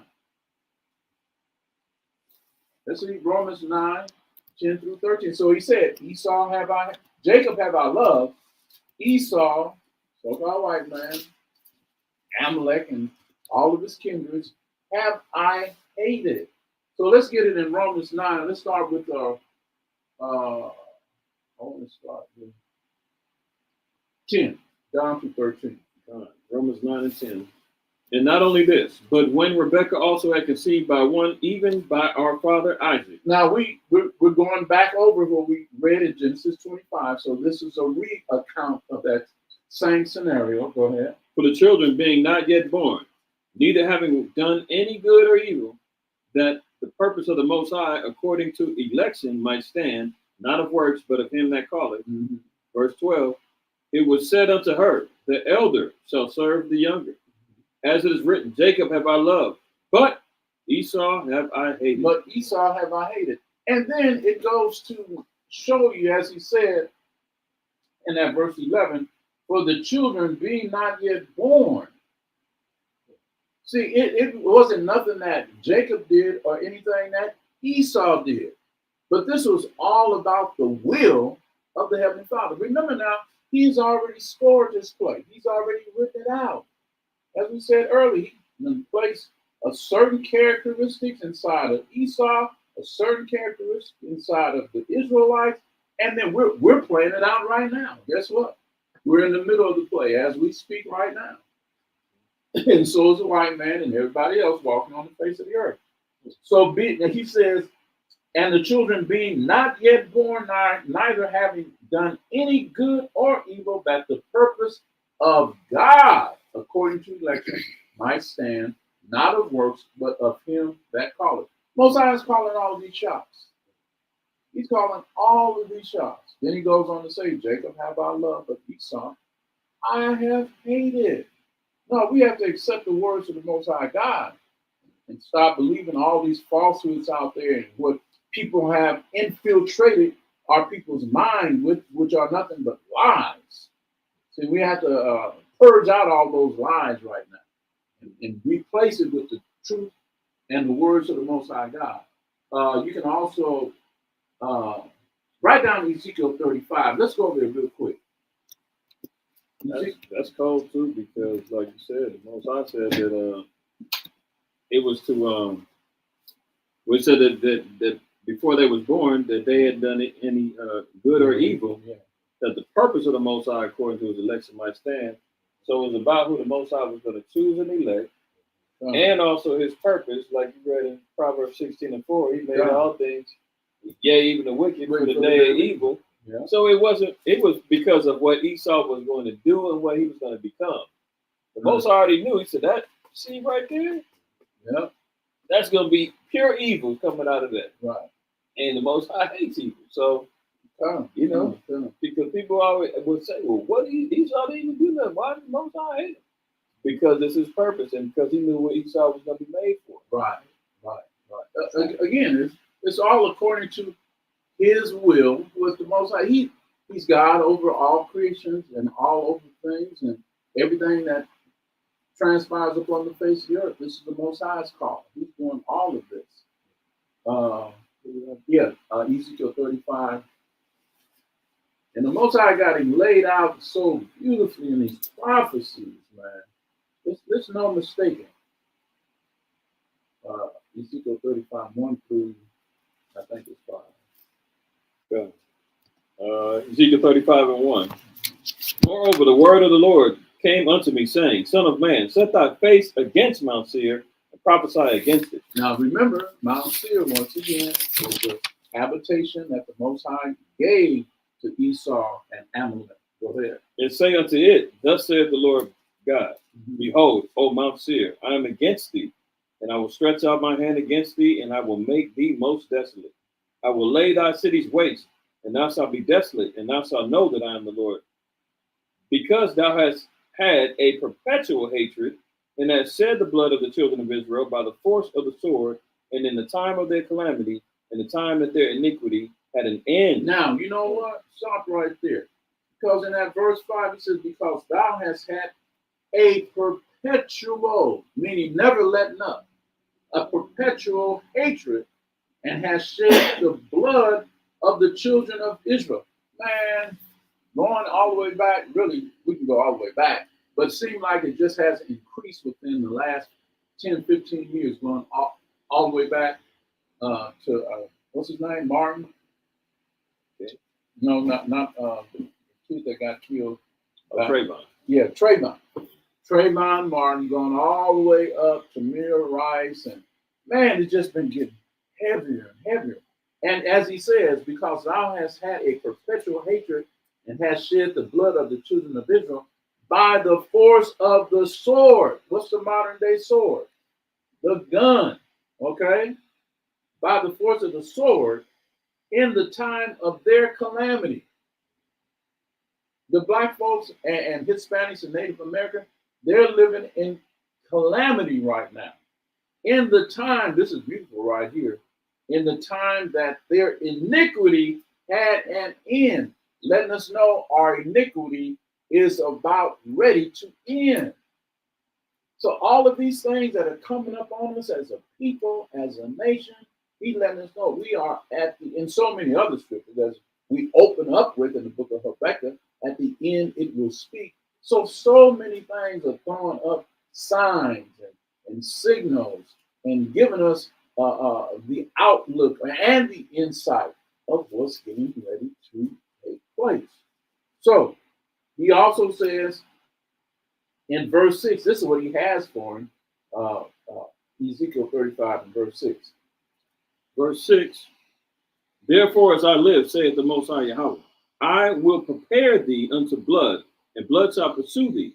Since thou hast not hated blood, even blood shall pursue thee. See, Most High is going to take that hate that he has for them and take their life. I mean, Obadiah, all the way through, he has something prepared for this evil, wicked man and his entire nation.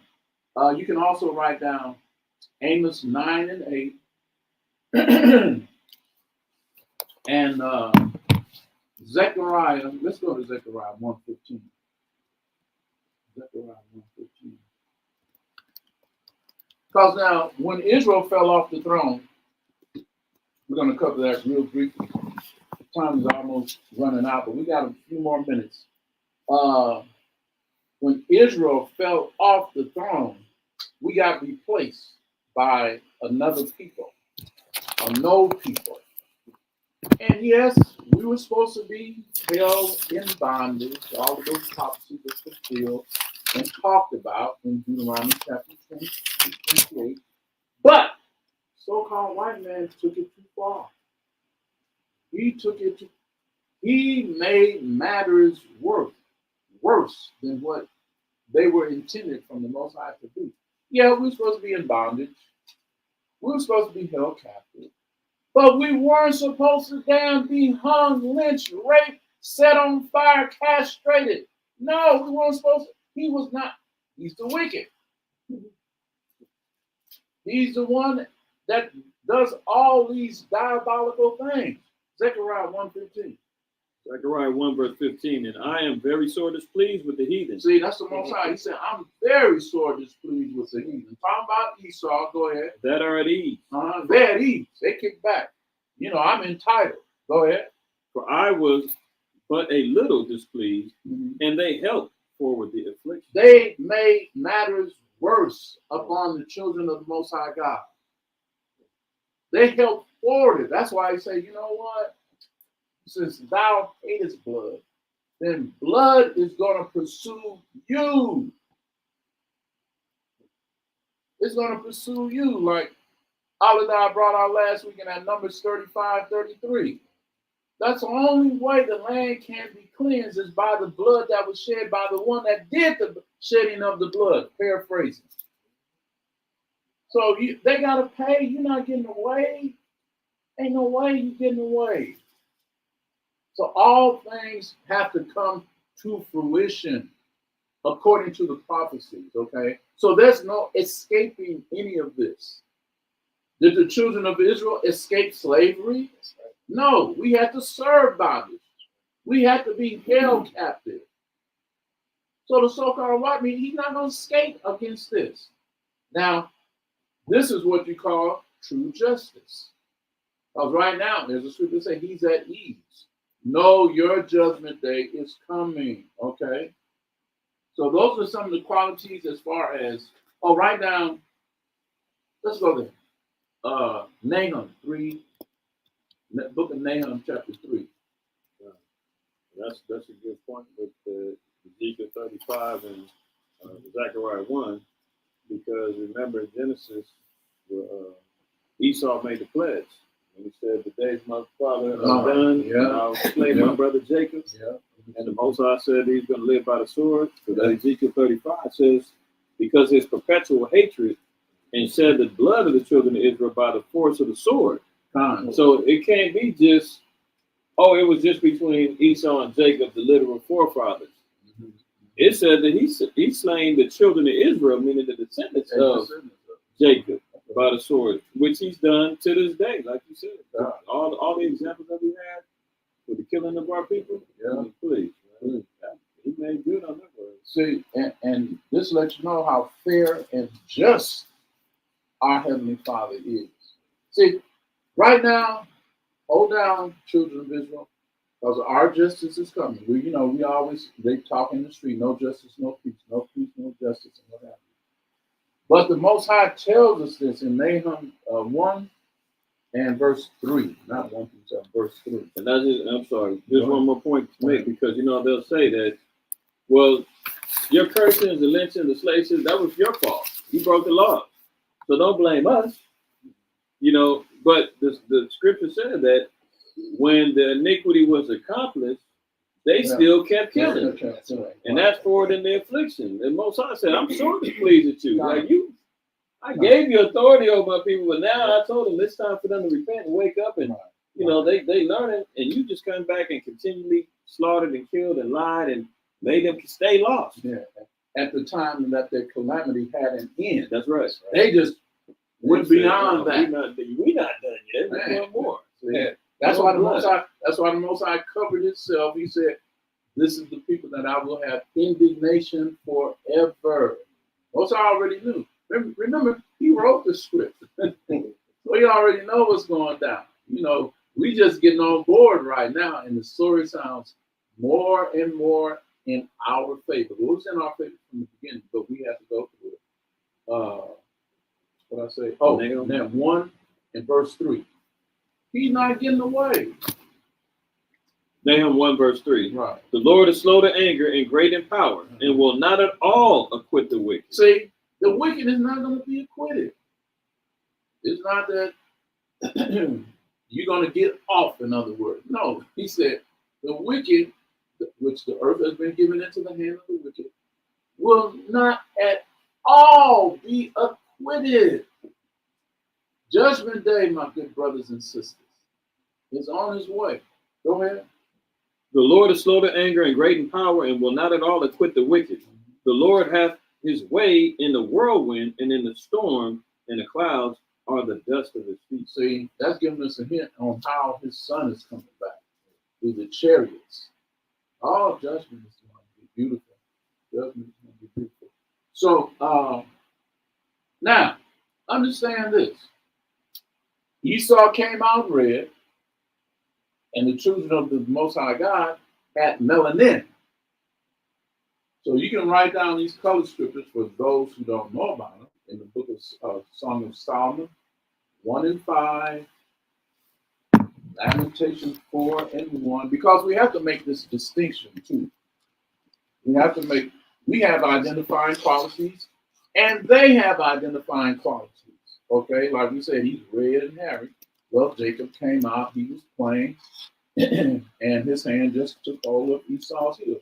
But color, which it isn't all the point, but it is a certain point to become identified with. That's why the Most High gave us these color scriptures. You can write down Lamentations 4 and 1, Daniel 10 and 6. These are the people of the Lord. Lamentations 5 and 10. Amos 9 and 7. And Jeremiah. Let's get Jeremiah 13:23. Those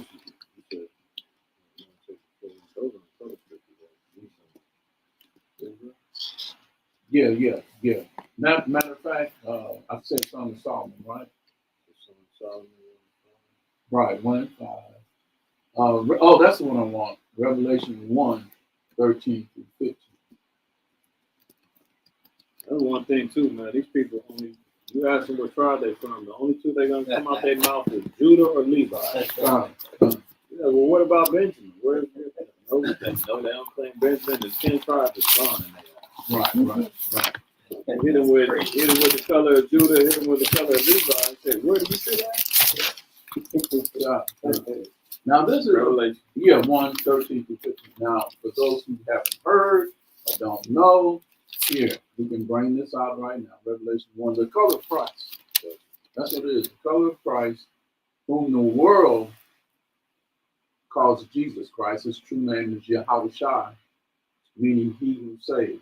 So let's just bring it out for those who are not up to speed. Verse 13.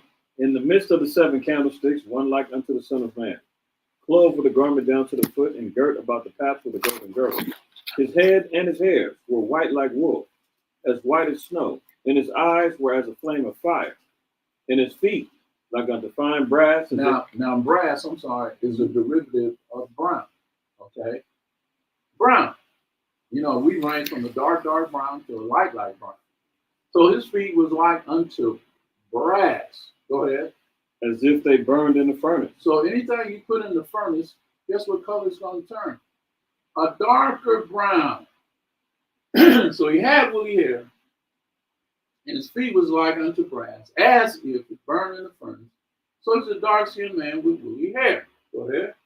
And his voice is the sound of many waters. And he had a voice like many waters. Okay? Meaning he was emphatic about his words that he put out. So that's the color of our king, our leader. And of course, as we say in Hebrews, was it 7:14? We brought that out earlier today. He's going to get that. Hebrews 7:14.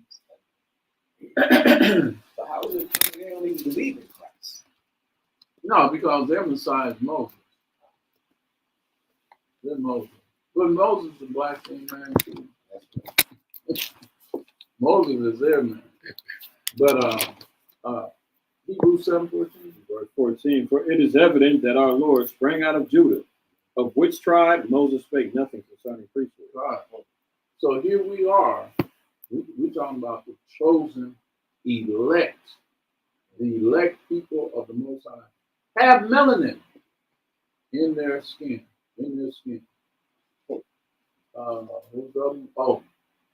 Exodus 4.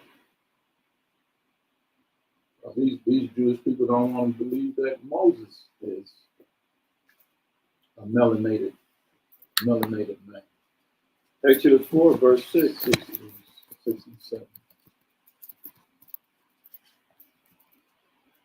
And the Lord said furthermore unto him, put now thine hand into thy bosom. And he put his hand into his bosom, and when he took it out, behold, his hand was leprous as snow. So when he took it or put it into his bosom, and then he put it out, he said it was leprous as snow. But continue on. What happened after that? And he said, put thine hand into thy bosom again. And he put his hand into his bosom again, and plucked it out of his bosom. And behold, it was turned again as his other flesh, which was brown. So that's proving Moses himself had a skin tone color of the brown nature. Okay, so I just want to bring those out. One thing about it too, how this Jewish man came into our land, how it was all set up. It was set up about a Zionism movement. Now, I was telling brothers, and I had brought this out at a previous lesson too. I was listening to these classical songs. And one classical song that came out, I don't know when it was written, it may have been written in the 1700s, maybe the 1800s, but it was entitled War March of the Priests. And I told the class this before, but for those who haven't heard it. And so when I was listening to it, it had a bold march to it. And I got to think, I said, you know what, War March of the Priests, they could only be talking about the Maccabees. I mean, because it was so profound and it has such strength behind it. And the composition, I mean, the way the composer had written it, it was like a very strong song. So anyway, I put in the comment on YouTube. I said, Kwam Yasha Allah. That's all I said. Meaning rise to Israel. So I get a comment back, and it was a Jewish person. And the comment back, coming back was, "You will never be Jewish." So I commented back myself. I said, and thank God for that, because a Jewish man is not the real Jew. And then I went into a whole spiel on it.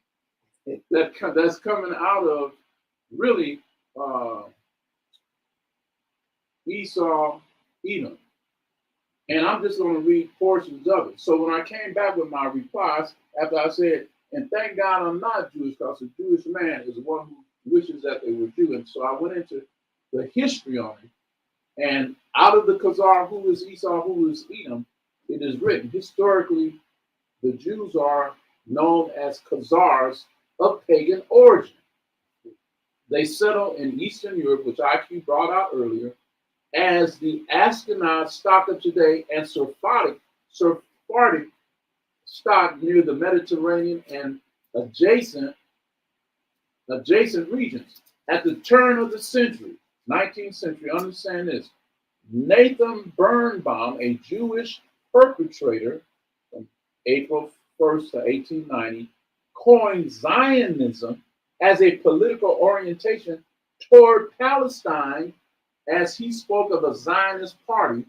This later developed with Theodore Herzl from 1860 to 1904, a radical Zionist leader who was considered deranged by rabbis at the time. Now, this all goes back to how they got into our land. Again, like I said, through a Zionist movement. So I continued on in the comment, which again, making reference to who is Esau, who is Edom. It says, it was the Balfour Declaration of World War I. That's what I mentioned earlier. After the Balkan War of 1912-1913, that gave Zionist Chaim Weizmann, another imposter Jew, the impetus to pursue his diabolical plan of Zionism. So it was all a plan through war that he would get in there. So continuing on, he said in 1915, Weizmann, Chaim Weizmann, that sure is a Jewish name, and Britain's Lord's Admiralty, Arthur Balfour, goes back to the Balfour Declaration, conspired to carry out this epic lie of Zionism. So on July 1917, that's when the World War I began, Lionel Rothschild, you familiar with that name, submitted the Balfour Declaration to the British War Cabinet, which was adopted in November 2nd, 1917. See, it was all about starting this war. That's what really everything was hinging on. If we start a war, we can bring these people out there that have been displaced, and that's what eventually happened. So in fast forwarding to 1947, here's what happened. The British gave up their Palestinian mandate in the United Nations. And on May 14, 1948, President Truman instructed the United Nations delegate to vote to proclaim the Jewish state independence under President Weizmann, Chaim Weizmann, Prime Minister,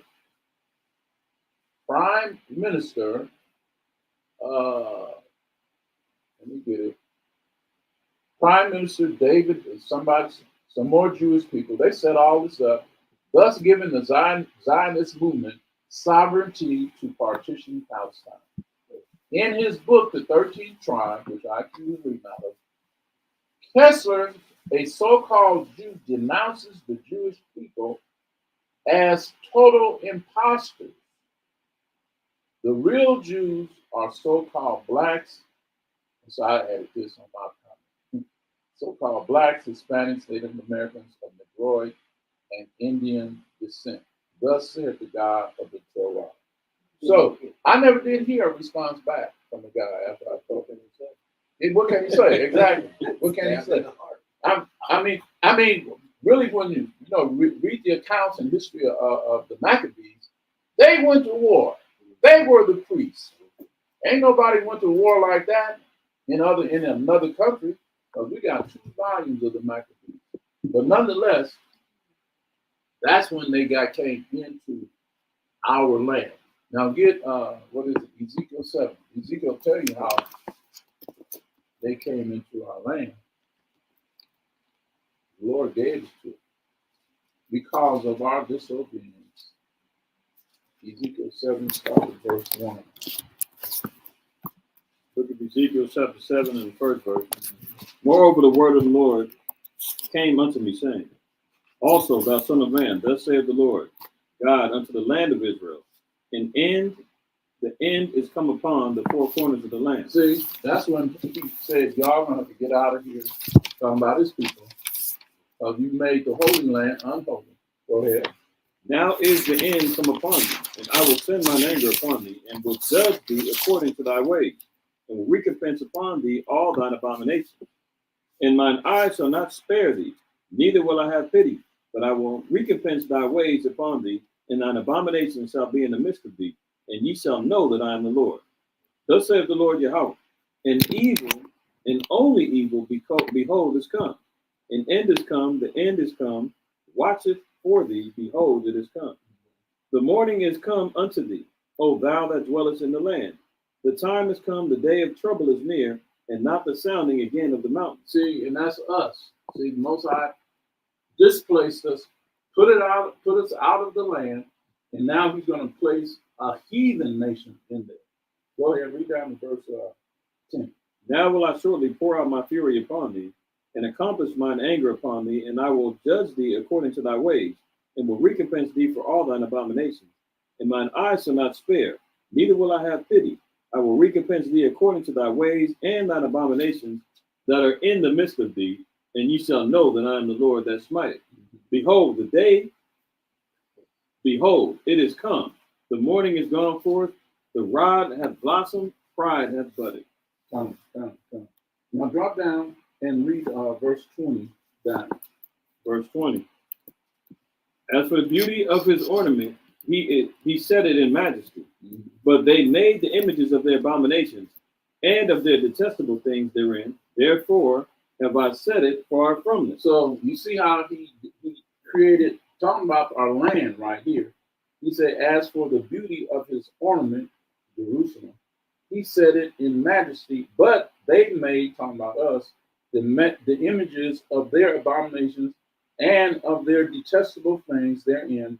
Therefore have I set it far from them. We were removed out of our land. But go ahead. And I will give it into the hands of the strangers for a prey, and to the wicked of the earth for a spoil, and they shall pollute it. See, and that's when Amalek came into our land.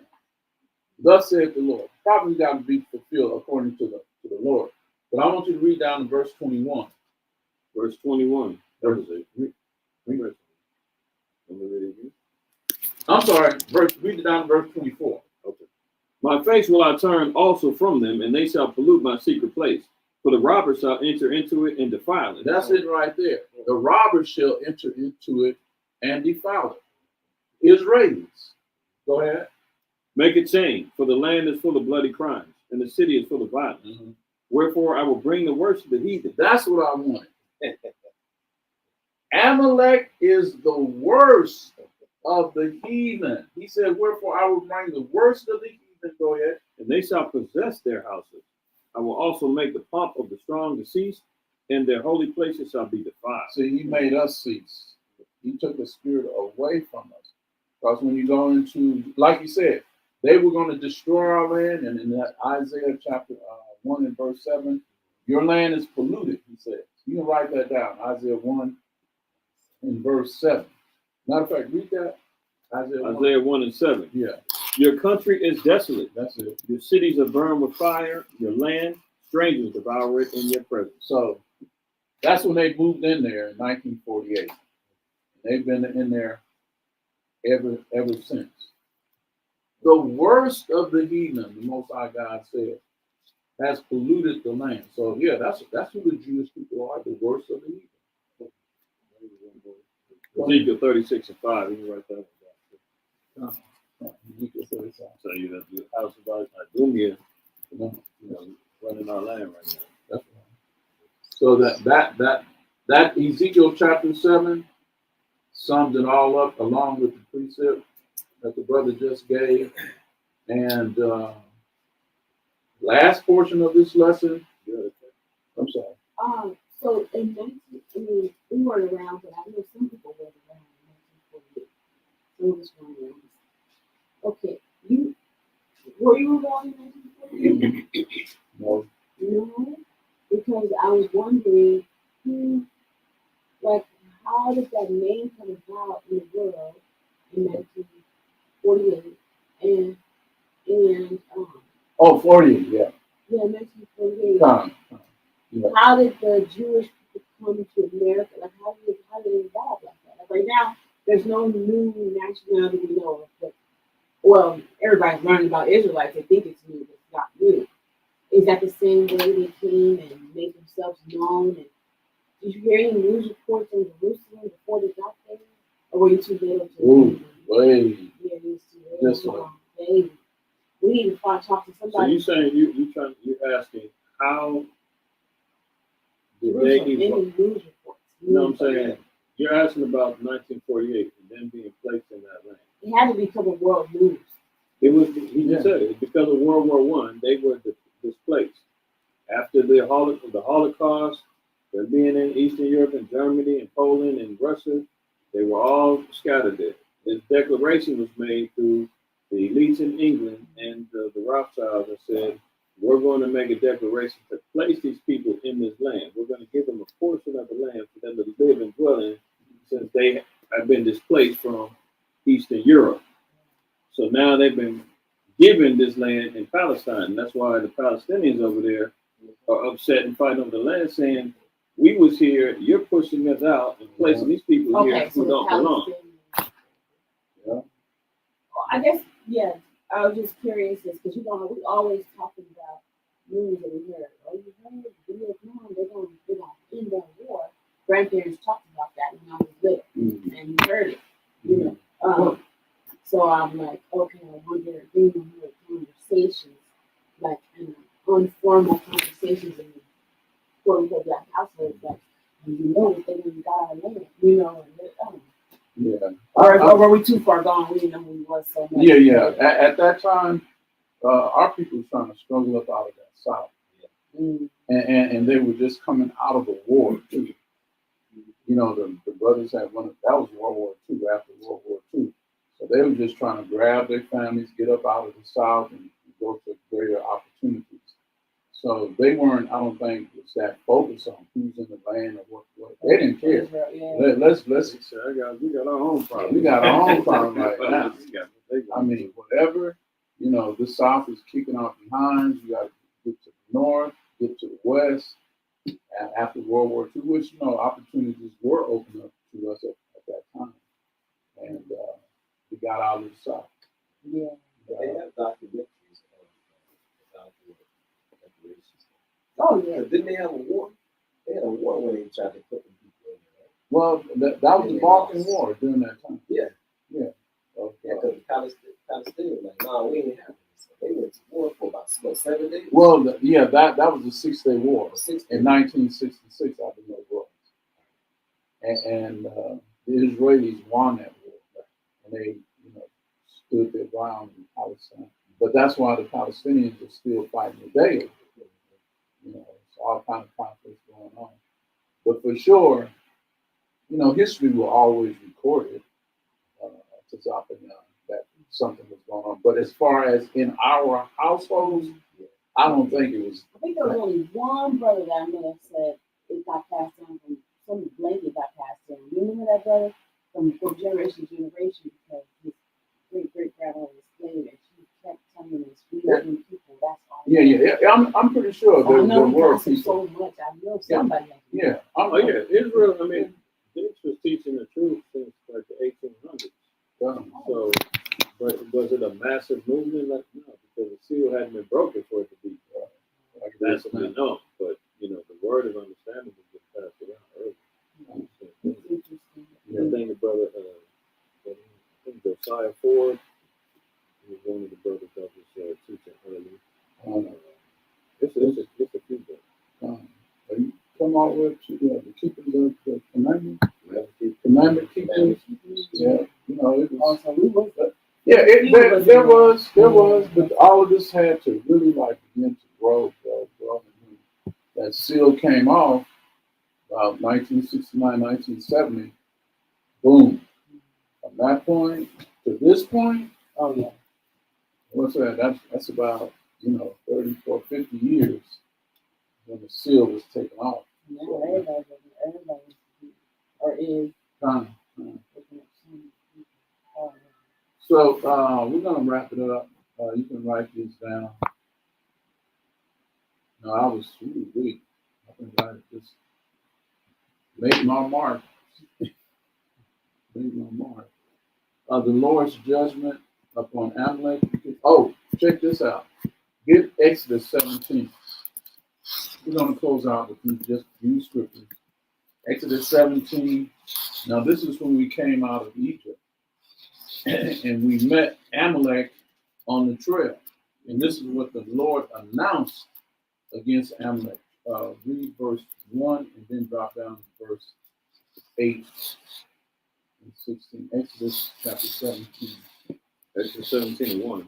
And all the congregation of the children of Israel journeyed from the wilderness of Sin after their journeys according to the commandment of the Lord, and pitched in the Rephidim.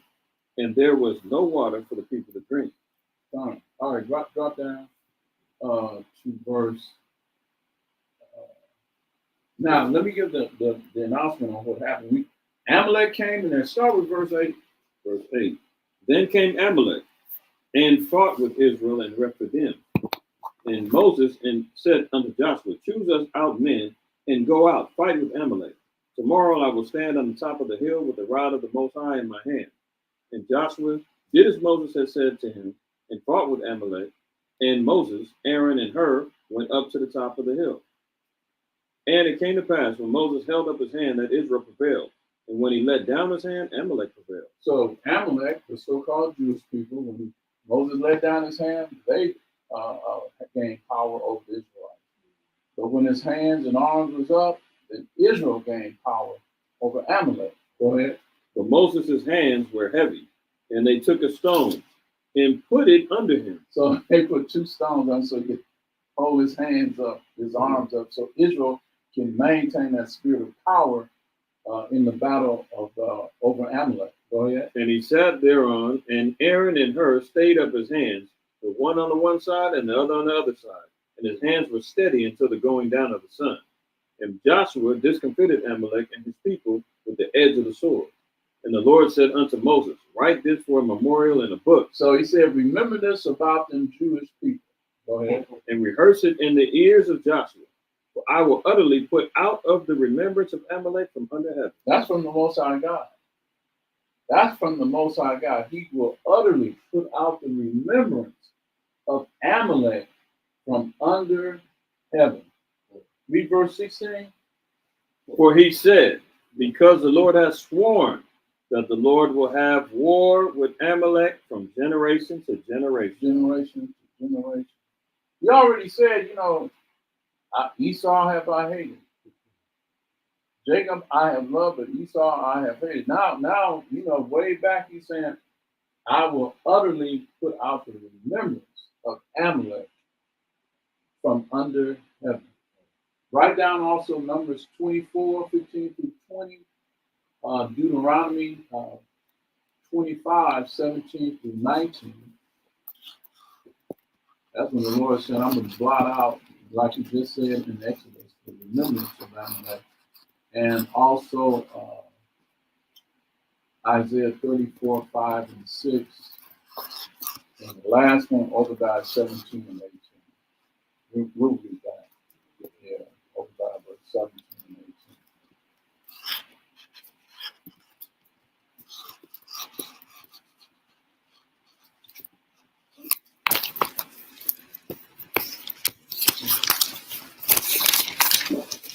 But this is the unveiling or the exposing, as the lesson head topic is, the Jewish